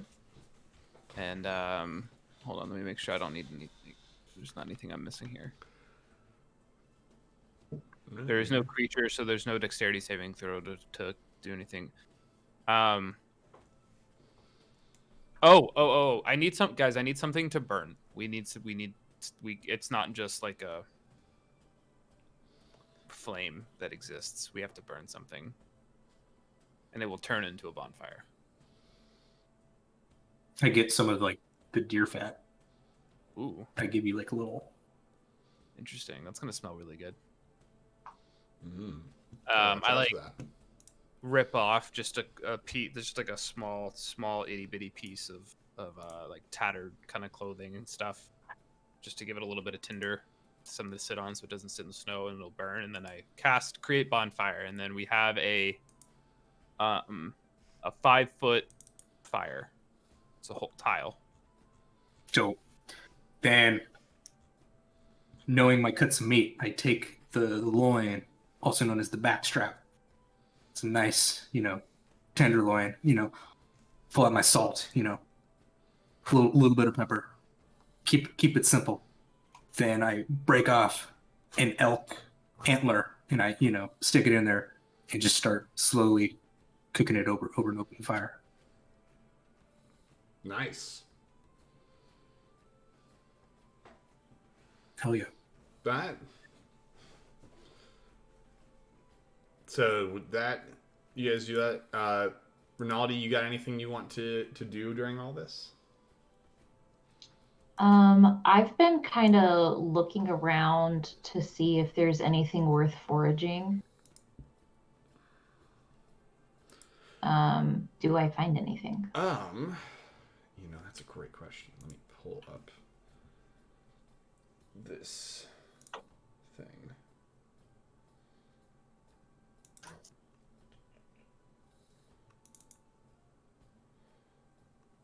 I have a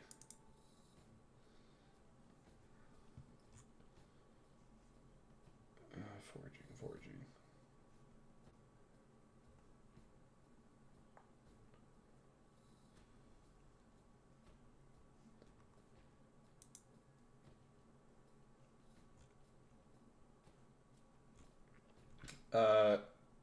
Sure, make me a nature check.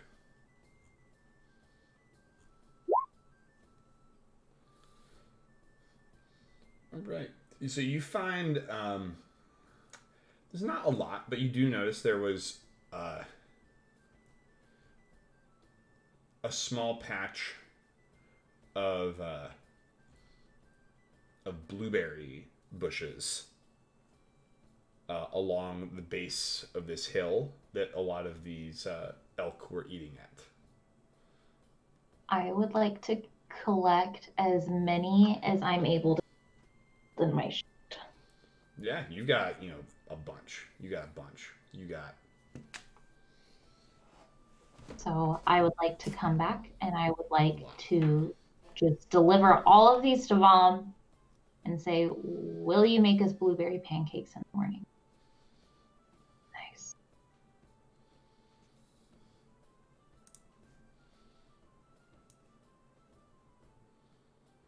I don't know if I can. I don't think I have flour. Baking is a arduous process. I don't know if we can really do that out in the snow like this. It would be difficult. Yo, dude, pancakes are baking. Yeah, you can. Oh, do pancakes. I thought you said blueberry cupcakes. I was like, No. pancakes? Even then, it seems a little tough. Gotta make a batter. Dude, you doubting me? Ooh. Yeah. All right. So that said, I'm sure you'll make something delicious with these blueberries. And I would like for you to have them. all right. So Vom, you got some blueberries. I would Hell also yeah. like to toss one towards Q because I know he was eating some of these blueberries with his friends in an attempt for him to catch it with his mouth. So I toss it. I attempt to catch it in my mouth. Make a dexterity throw. Me? Sure, both of you.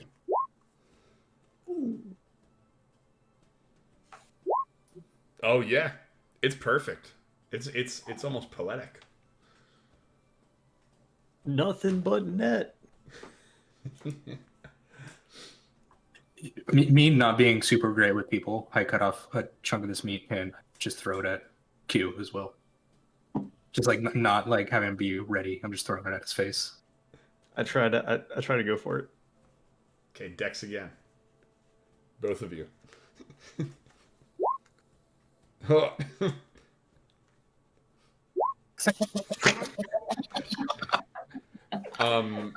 Perrin has a piece of meat fly at his face.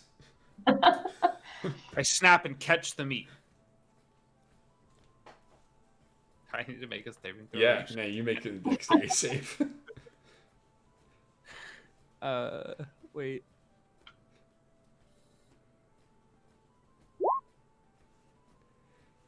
It's like closer than anyone will really give you credit for. Like, you kind of get one of these, but like it still just catches you.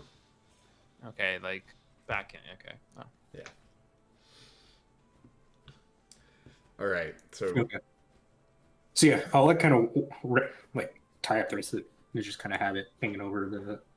Because like it's cold enough, it'll just freeze, right? So. Yeah. Yeah. It'll freeze. It'll be fine. So yep, you got that. So you guys have taken about an hour or so. So it's noon, little afternoon, and you're gonna keep on heading towards where they kind of marked on the map for you. Yeah. All right. Let me pull that up.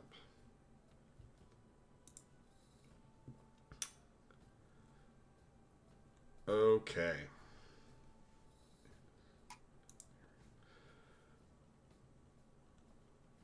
All right. So you all continue along. And who is going first? Like, who's leading the way?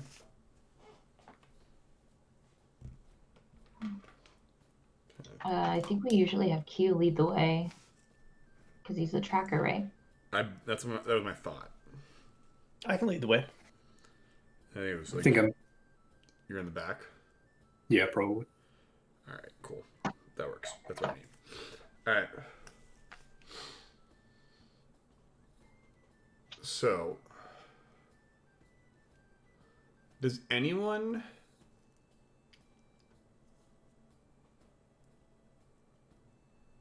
speak?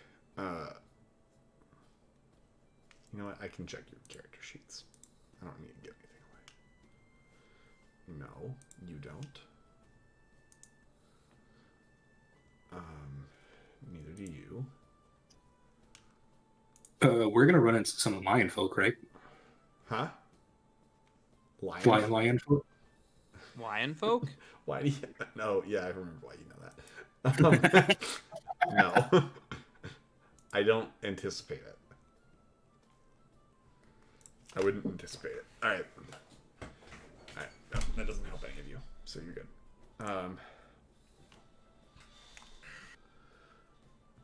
So as you turn around the corner, you kind of trudge yourselves into this small mountain valley, and an eerie glow betrays the monstrous outline of something stupendous and ominous.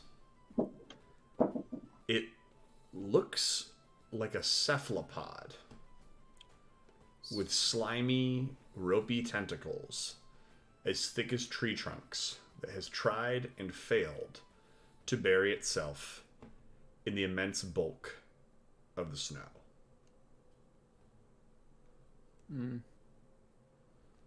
Do I recognize this from my time living around here? You've never seen anything like this in your entire life.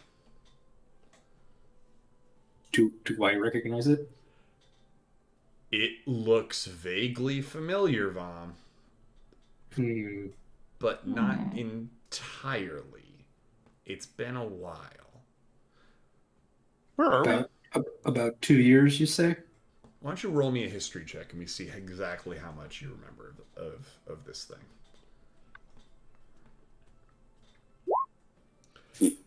This is very, very, very familiar to you. Oh. You saw something like this about 2 years ago. You never got a chance to see who was driving it.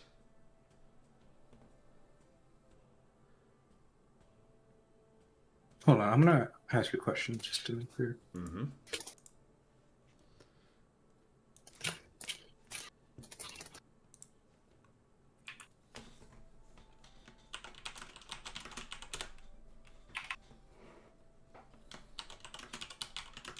Okay.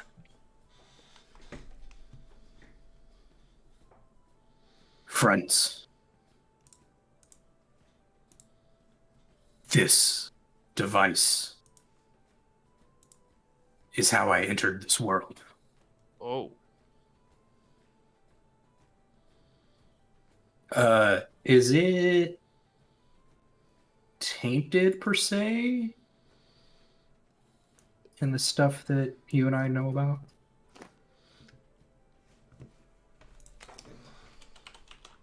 Just be black? I'm sending you a message. Yes. No. Not Okay. that you can tell by any stretch. Oh, wait, not that one. This one.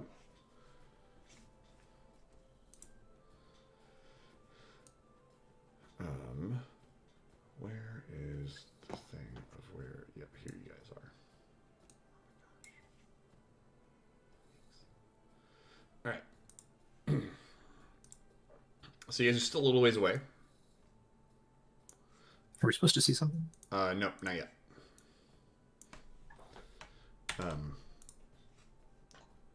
You guys, you're seeing this from a good distance. This cephalopod-looking something or another.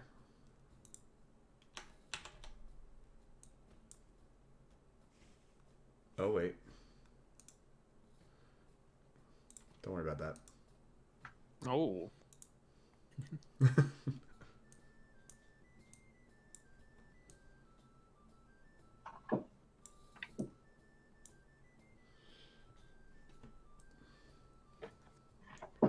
Yeah, that's about what you guys can see right now.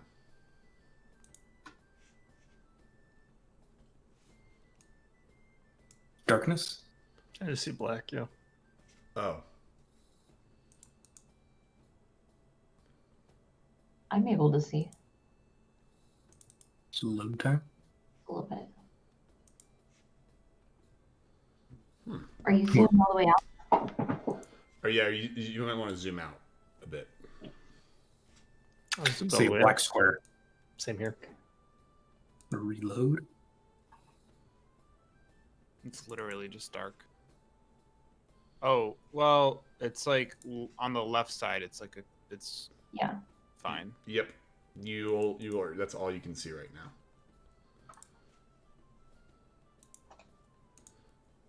Mark, you still can't see it? Still just see a black screen.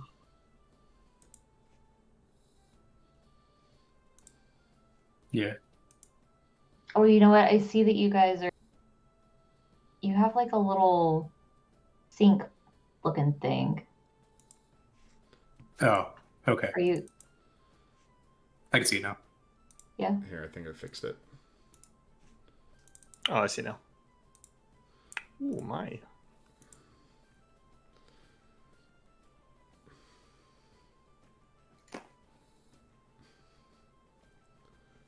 All right. So while y'all are doing that,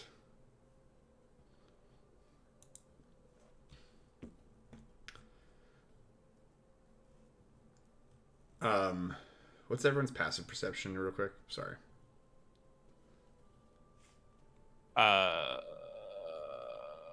11. 11 Everyone's perception? passive Passive. perceptions. 11. Where do you see that again? Oh, It, oh, yeah, it's so it's 11. under 10. 10. Okay. After where? I have dark vision for 60 feet.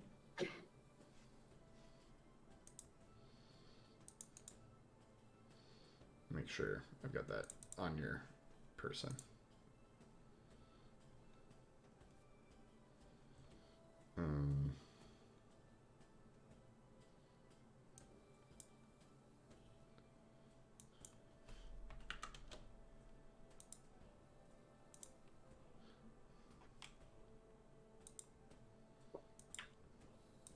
Okay.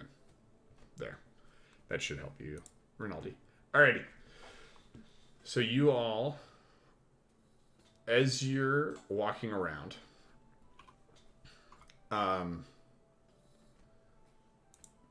Q, what was your passive perception again? Passive perception? Is that what you're asking? Yes. 14. You're good. Vom, what's yours? 11. 11? Cool. So you three as you're walking around, you notice that there seem to be like burrows into the snow around this thing that are moving. Ooh.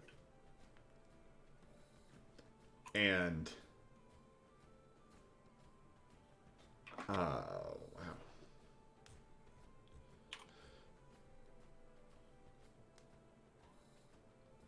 Yeah, they're moving around close to the building.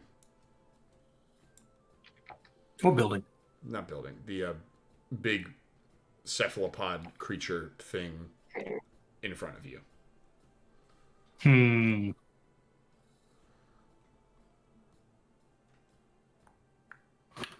gonna go up and touch it. As you touch it,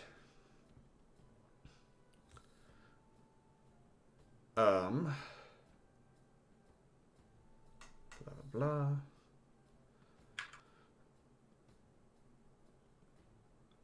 I need everyone to roll initiative. Okay. God. Okay.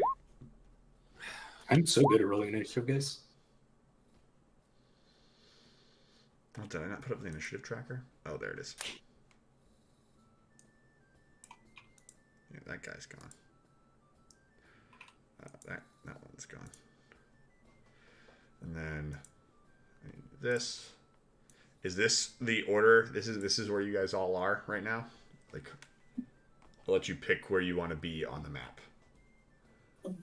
This is where I'm at. I'm fine. I'm fine. You're fine with where it. you are? Cool. Yeah. I just need to make sure I got this right. We gotta fight this thing. The adventure ends here. Man, why you gotta do this to us? It's so rude. Is the turn order text box supposed to have more than just me in it right now? Or are you working on I'm working on it right now. That's really fine. Okay.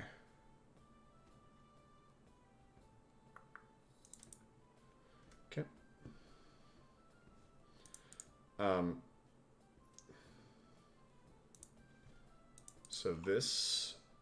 So out of the ground crawls these large insectoid-like creatures that burst out of the ground. Wait.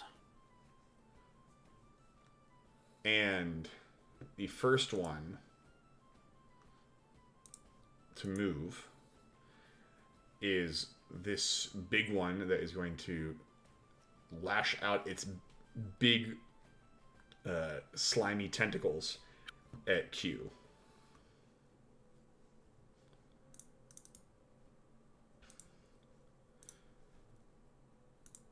And that is a wow. That's a nat 20. Jeez.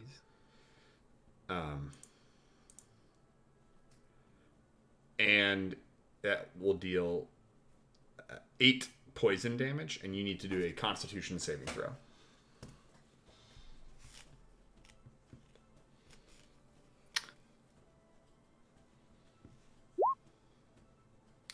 Four. You are paralyzed Cool. for 1 minute. Great. I take 8 damage. This is gonna go Yep, very 8.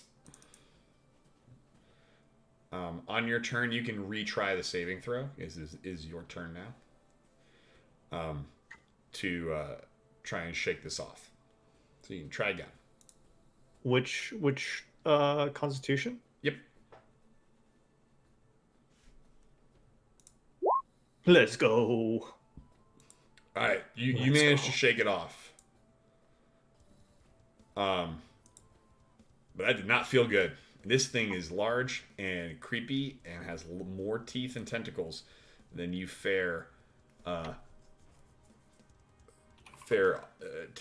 typical. This music is fantastic. Wait. Okay. Well, I will tell you what I'm going to do. I am going to.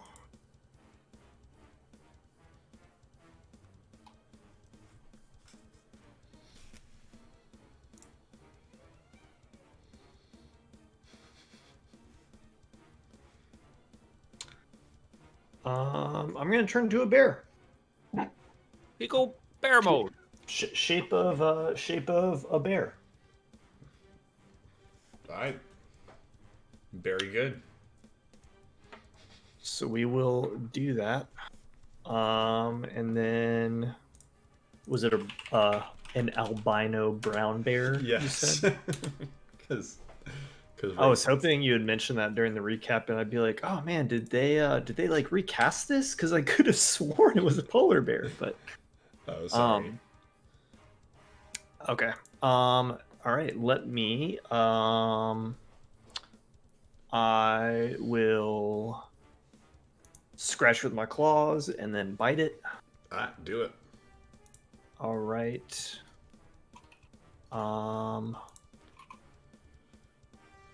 They're both 20s, right? D20s? Yes, to attack. And then To attack. All right, the claws hit for 11, and the bite hits for 17. So it managed to kind of swirl its way around your claws. It kind of rears up, and like you see the tentacles on its face kind of are writhing, and you see it's almost centipede-like for the rest of it. But the bite, you managed to latch on to one of its legs. And why don't you roll that damage? All right. It's your D8 plus 4. It's going to be 7. 7. Yeah, it didn't like it. It did not like it. But still okay.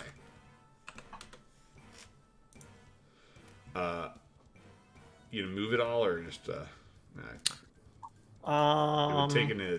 it would take an attack of opportunity on you if you did that. Yeah, I'll just stay. Vom, you're up. Boom, boom. See my friends in trouble. Boom, boom, boom, boom. Gonna go up, and I'm going to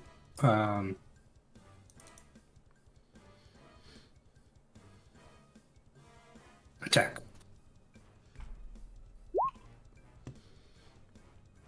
Yeah, that hits.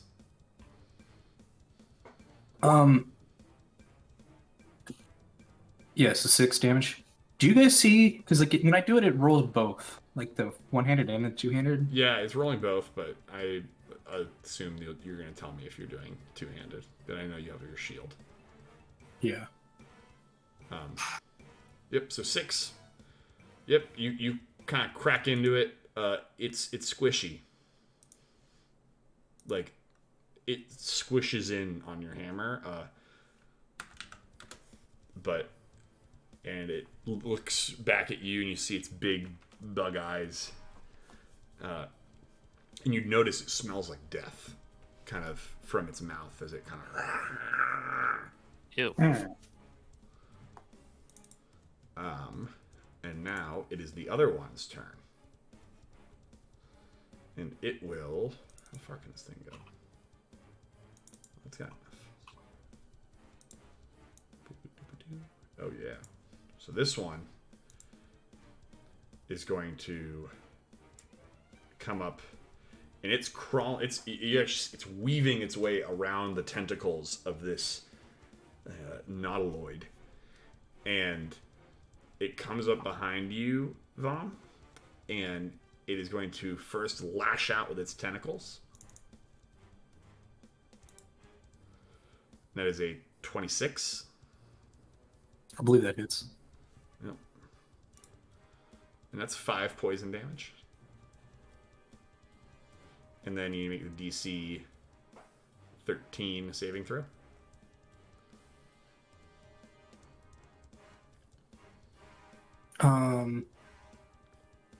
Is that considered disease? It is poison, and it is considered a poison. I don't think.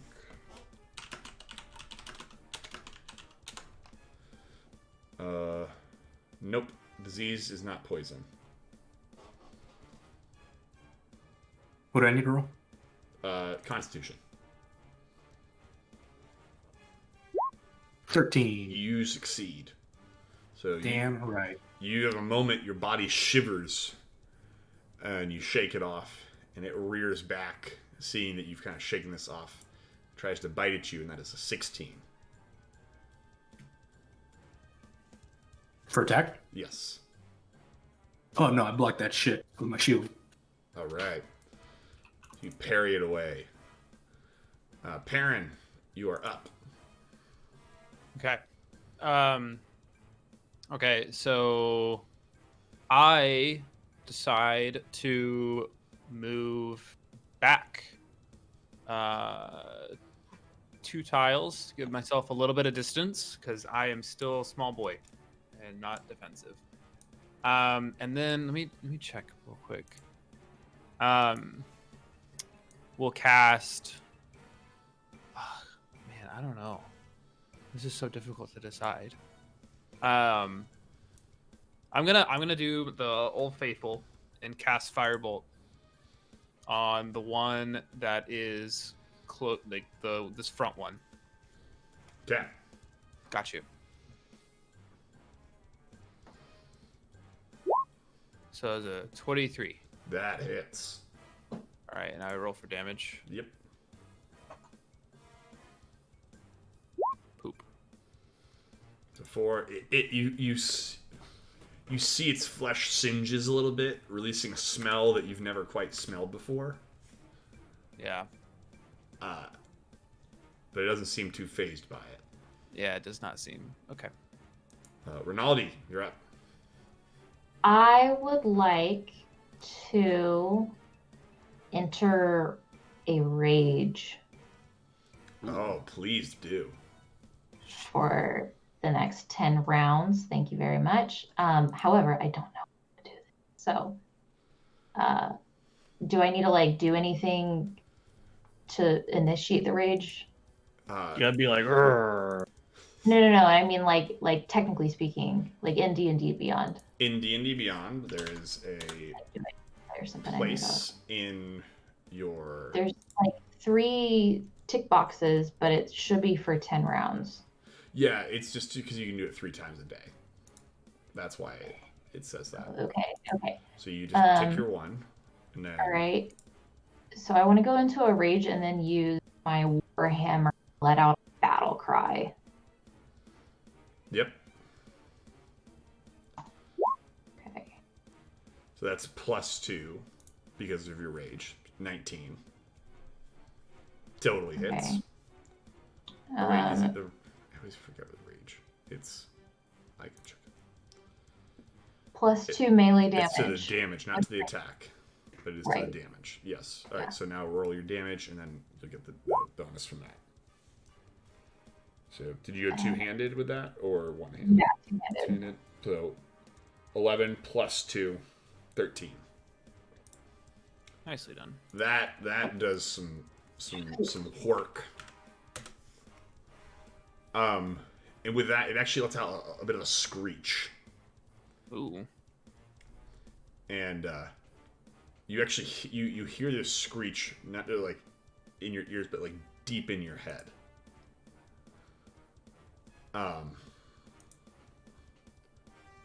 And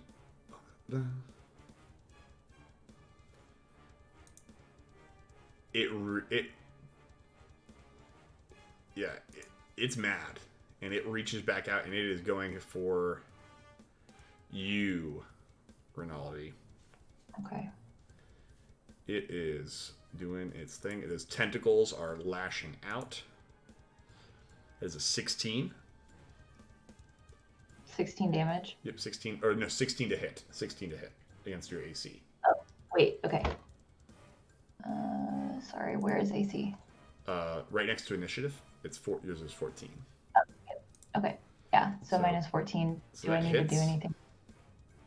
Okay. And it deals 5 poison damage. So you need to make a Constitution saving throw. 16. You feel that same thing that Vom did. It shiver.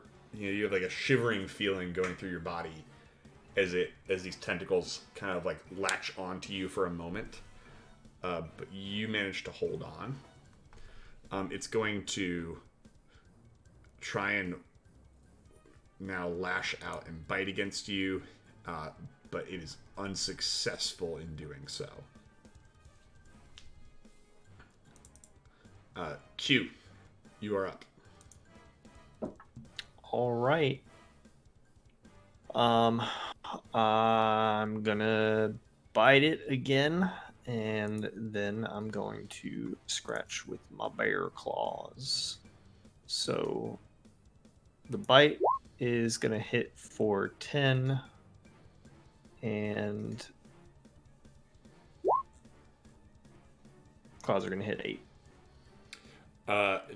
Unfortunately, neither one of those Darn. hits. It's a little bit too wily for you. Darn.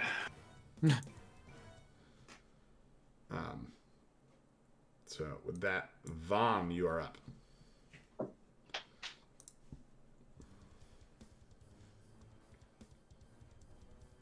You're on mute.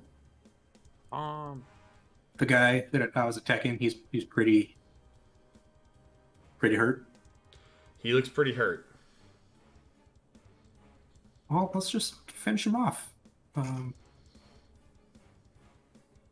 are other people looking and feeling? Like us? Yeah. I'm fine. I haven't been touched. Yeah, no one else has really been bothered. A little bit poisoned, but not with really nasty arsenic, so it's fine. Oh, that is better. Does a 7 hit? Unfortunately, no.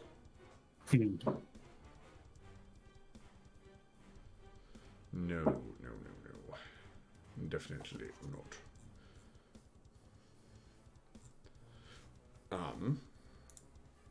That all you got? That's what I got. All right, fair enough. It is the other one's turn. It is going to again lash out at you, Vom. It took exception to your attacks. But it's only a 10 to hit with the tentacles. And it will lash out again with the bite. This is actually also a nat 20. Ooh. Fuck you doing to me, dude? And that is 9 piercing damage. As it kind of just manages to get over your shield and sink its teeth into your shoulder, and you feel it's trying to pull you back towards the ship.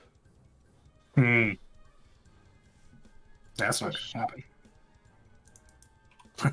All right, Spoilers. Perrin, you're up. I don't know what I'm gonna be able to do this time. Okay. So it is this one right here is still like this is still the okay. So I'm gonna try something different. I'm gonna move. I can do how many 30? Mm-hmm. So 6 squares. Yeah. So 1, 2, 3. Okay. So I'm gonna try something different and cast. Take out. Ooh. I think 1 dagger. Right. I don't. Is there? Mhm. Do I need to have a 2-handed ability or anything? No. Okay, so I'm gonna take out both my daggers, and then, and then cast Green Flame Blade. Let me make sure I don't have to have a free hand for this. Yeah, we gotta look into that. That would be very nice though. It's not clear. Um. You brandish the weapon used in the spell's casting and make a melee attack.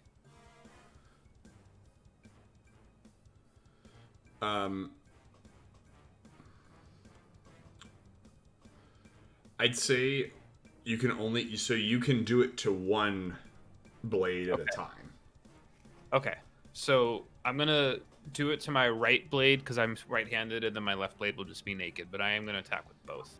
Okay. Okay, so what do I roll first to hit? Yeah. I don't know what to roll because it's not a. Here, I'm turning them on for you. Bing. There you go. There's your daggers. Thanks. Do I roll them? Wait. And It should be in actions instead of you're on spells. Go to actions. okay. And then go to attack. Action. Wait. Where is it? Do I need to refresh? Maybe refresh. Yeah. Ooh, man, That'd be super sick if it was live. Okay, cool. So on my right-handed to hit. Yep. 17, and then on my left-handed to hit, or that's 19. It is a 18. Yeah, those both hit. Okay, great. So on the fire dagger, and then I've got to check. So that's a 2 on the dagger on the attack, and then on the spells. God, I have not used this before. I should have done this sooner. It is a D6, I think, of fire damage. Yeah, Right. 1d10. Or no, 1D that's a fireball. Sorry. It doesn't give me a dice. It is. It just gives me Oh, maybe it just gives you 3. It might just be 3. just 3 of the regular attack. Spells damage. Blah, blah, blah. Yeah, it just gives you 3. Oh. Fire damage until you start casting it at higher levels. Oh, okay. So that's a total of 5. So 5, cool. Yeah, and then we got the regular one at a 2. Yep. 7 again. So you kind of start slicing into this guy. So much effort. It's looking hurt, not totally dead yet, but looking hurt. It is bloodied. You can see it's got this dark ichor almost oozing out of its multiple wounds now, and you can kind of hear it's starting to kind of shriek occasionally. Great. Rinaldi, you're up. I would like to attack with my warhammer. Mm-hmm. All right. Definitely. So I'm gonna lower this one, and I'm gonna hit it almost like is it cricket? I'm gonna Oh yeah. Okay. try and launch this motherfucker into the sky, basically. All right. With 7. two-handed. 7. It's the amount that it looked like it had left seems to have been cut in half as you crack its head back, and it falls back onto the snow, looking for a way out. And it is this big one behind you, Vom, that it sees this, and it is going to start by making another tentacle attack at you. Tentacles. And that is a 19. That hits. So make that Constitution save. And it is. You also take 4 poison damage. And it is going to now use the rest of its action to grab onto you and start pulling you towards the ship.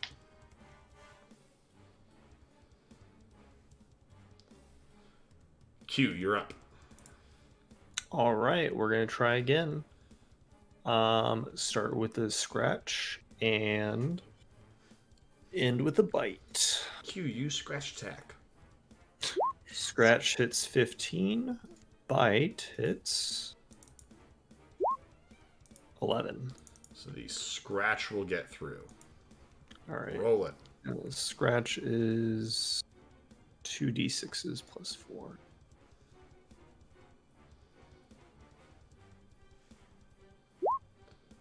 Seven. It is just enough. And this creature falls to the ground, not moving anymore. And you hear another kind of chittering echo from the one that's dragging Vom up this kind of tentacled ramp. Vom, it is your turn. Boom. I am going to bonus action. Well, you are paralyzed still, so you need to make your con save Wait. first. Sorry, with do I have the action to like move towards the other one, or Yeah, was you that can do that.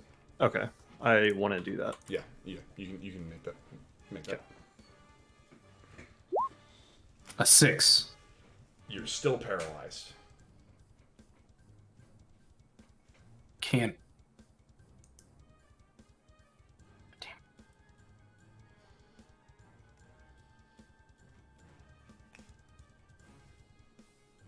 Can I talk? Can you talk? That's a great question. I don't know if you can. This is like a nerve thing.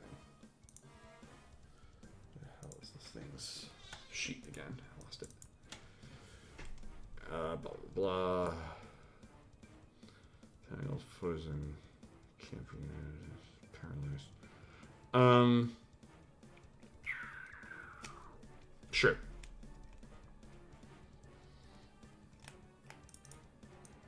Yeah, you can talk. Or can I lay on hands myself? I believe lay on hands requires you to move your hands. I can't just touch myself with my feelings of themselves. I don't think so.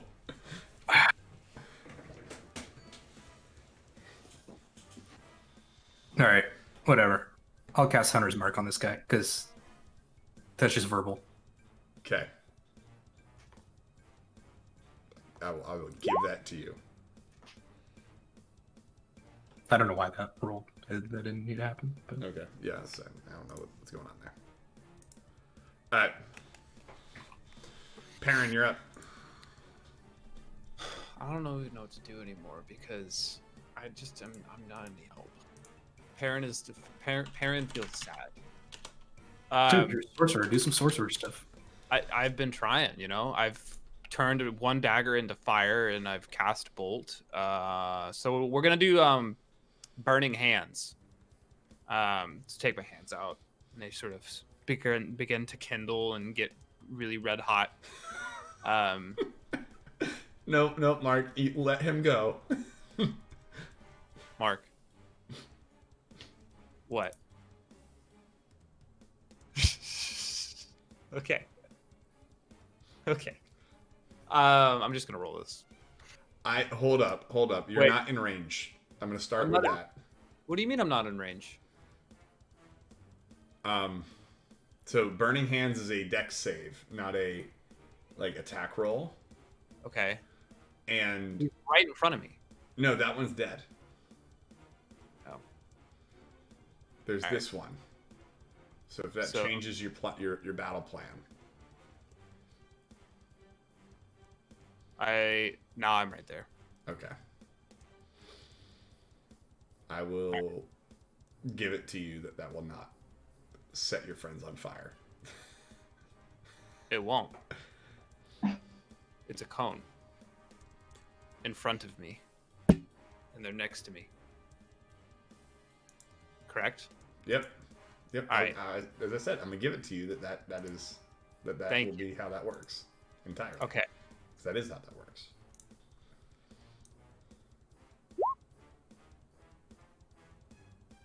Does that hit? It needs to make a dex save. Does it hit? I am working on it. Does it hit? It's a 7. It does not hit. So it'll take 12 fire damage. Wait, it's a 7? That was its dexterity save. I rolled a 13. I make the I don't save. think you not need to roll. Yeah, you don't even have to roll. You don't have to roll anything. You just make the spell, and then you roll damage. Gotcha. All right. I don't understand why that makes any sense. Because why would it give me the option to roll 3d6s? Oh, that's the damage. Those 3d6s is the damage you do. Okay. And then it says, so each creature must make a dexterity saving throw. A creature takes 3d6 fire damage on a failed save, or half as much on a successful save. So if I had rolled like a 15, I would have beaten your spell save. But I rolled a 10 or a 7. All right. So I take the full, all the d6s, right? 12 damage. Yep. 6 plus 5 plus 1. Yep. Cool. It is another similarly unsettling smell, as it takes a ton of fire damage. Rinaldi, you're up. All right. I would like to move closer. Mm-hmm. Okay, so I have a speed of 30, and each tile is 10, right? 5. 5. Mhm. Okay. And then I would like to use my Warhammer again. Unfortunately, it just misses. It's got vom in its claws and tentacles, and it just barely is able to stay out of the way. Louis would like to try and make some moves. Is that possible? What would Louis like to do? Louis would like to try and start skittering around on the back of the carrion crawler to distract him.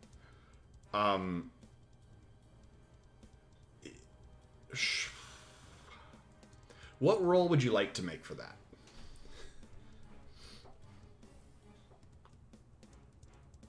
Probably animal handling. Okay.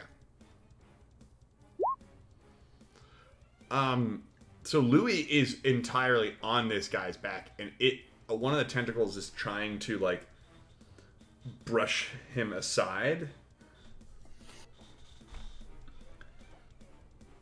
It seems very focused on its mission of pulling Vom, but it is not pulling him. It has stopped moving for a moment to try and brush Louis away.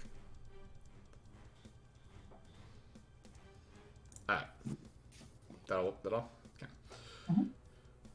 Mm-hmm. Dust baby.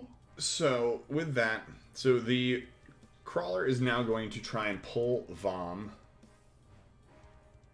It keeps pulling him, and where you guys all can see now, you see what can only be described as a membranous, flesh-like door opens at the base of these tentacles, of this ramp, of this nautiloid. But it's not a mouth. It kind of looks like it could be a mouth, but it opens. You don't see teeth. But it is trying to pull it inside. It is trying to pull Vom inside.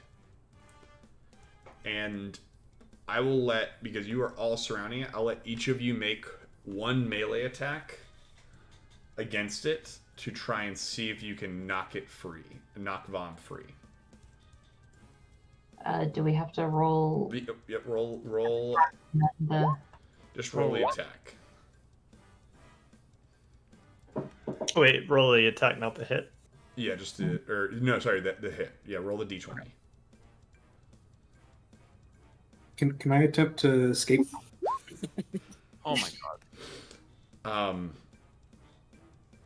So, Rinaldi, you managed to get a clean hit in.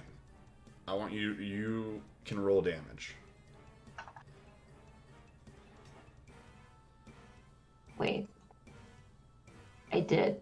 Yes, you're the only one that managed to get a hit in as this guy's pulling Vom No, inside. that's what I rolled as damage.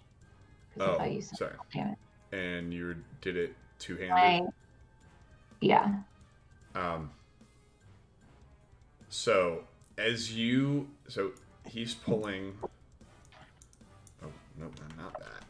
He's pulling Vom, and you hit him hard enough that he actually slides, and Vom gets pulled inside. Am I able to try and pull him out?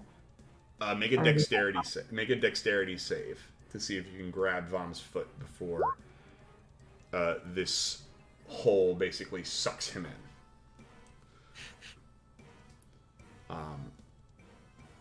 Unfortunately, that does not work. And Vom, you experience what seems like what you imagine it would be like to be pulled through your own intestines. And you're popped up into this room that you can see. Well, you're there. Just kidding, guys. I'm back. And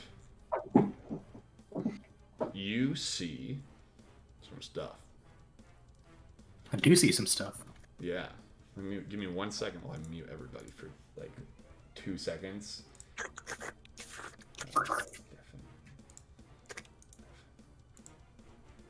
I am deaf. I'm muted. No one can hear me. Alright.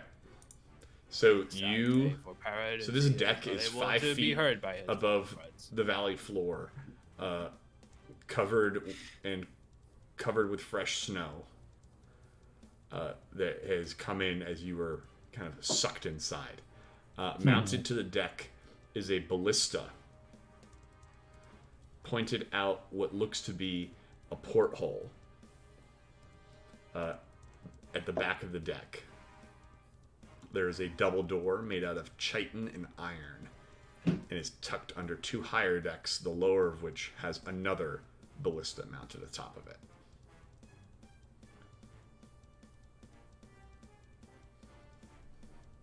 Am I still poisoned? Make me a save real quick.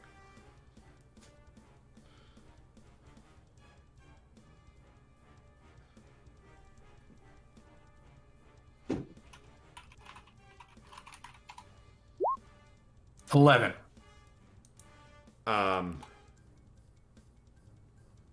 Like that you make it with advantage from the goo.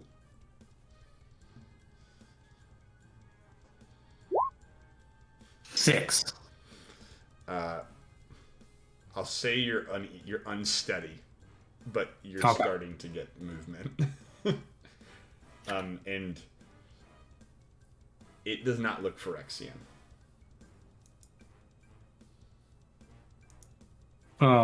Not innately.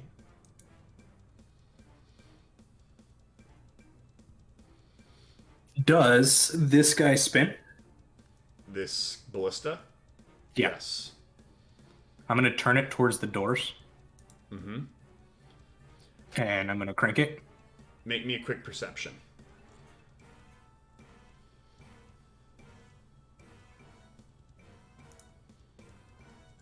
Oh, whoops. I'm going to redo that.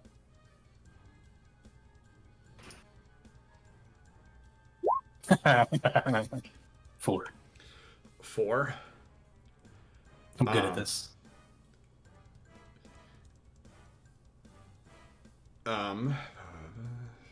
Sorry. In order if you're gonna do this, I need you to make an intelligence or arcana check. Because it's a ballista, but it does not look like it runs the way that you think it would.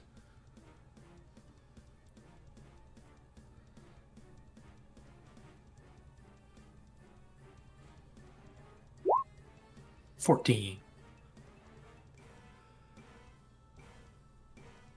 You would notice that it looks like this thing. You have half an idea how this thing works, but you also kind of recognize that as you're looking at it and you see there's snow everywhere. All the snow didn't come in when you got let in. You start to look at it and see pieces of it look damaged, and it might not be safe to try and operate this one.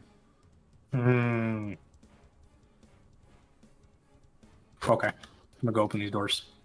Oh. Alright. So I'd say you. Alright, we're gonna go back to everybody else. So I'm gonna leave you there for now. Yeah. Alright.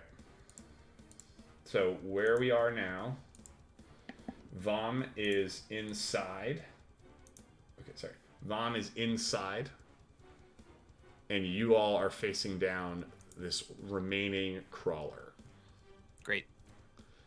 Perrin, you're up. I turn around to attack the carcass of the other one. No, I'm just kidding. God. Okay. I'm just gonna take a step to the right here. My right, obviously, is left on the screen. But I'm facing the other way, you know. Mm-hmm. Okay. And we're just gonna go with Old Faithful again and cast my cantrip, Firebolt. Yep. It's the only thing that seems to hit. 22 God bless. hits. God bless. Incredible. It's looking. It appears angry. It's hissing at you that it lost Vom, but it is actually starting to try and run away. It looks like. Q, you're up.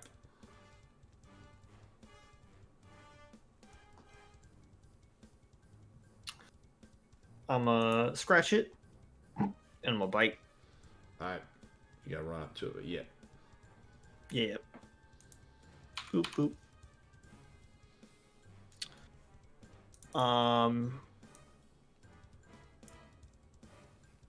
Ignore this first roll because I don't know how to. Just ignore this. Actively ignoring. All right. Let's try that again. That's a super. Does that hit? Does that hit? 115 hits. All right. 12 does not. 12 does not. And then for the bite. Bruh. Also does not. Alright.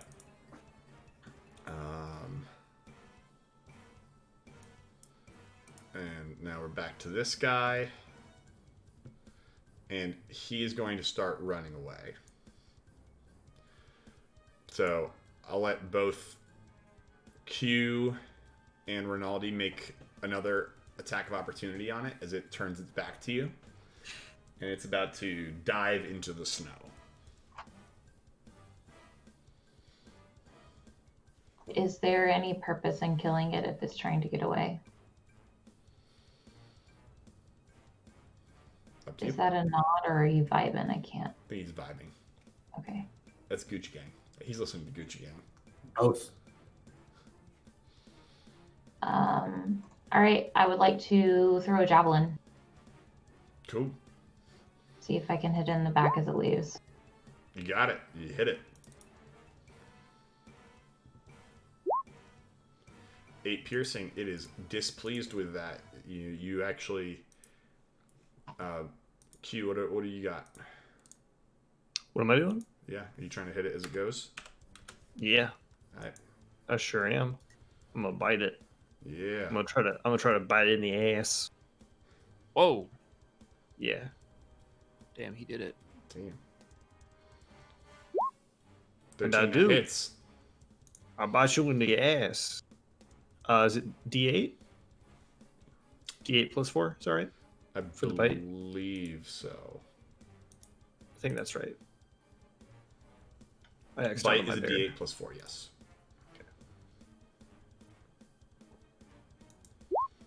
Ooh, 10. So you don't like you kind of tear out. I just chomp off one of the cheeks. Yeah, you kind of tear off. You actually got a leg, one of its little like insectoid legs, like writhing in your mouth as it dives into the snow and disappears from sight. And with that, we're gonna call it for the night. Wow. Cliffhanger over here, dude. What happened to me? Where am I? What world am I on? What world is he on? Where's Josie? I'd say, So weird thing to ask. Vaughn, I would say that you were able to kind of watch them do all that from where you were. There was kind of like one way, Mom, where were you? one-way membranes Okay. that you were able to look out. So I know they're safe. Yeah, you know. Well, you know that thing just kind of ran off, and like you probably could start trying to figure out how to let them through that sphincter-like door. It's tight butthole right now. We got to get that to Loose butthole. Yeah, I was True. gonna say it was mouth-like, and now it's Well, it's which end? both. Did Vom get pulled up inside? What is a mouth The if butt not a plug. sphincter? There we go. Morgan, welcome back. Happy to have you back. Thank you. I'm glad we're talking about butthole.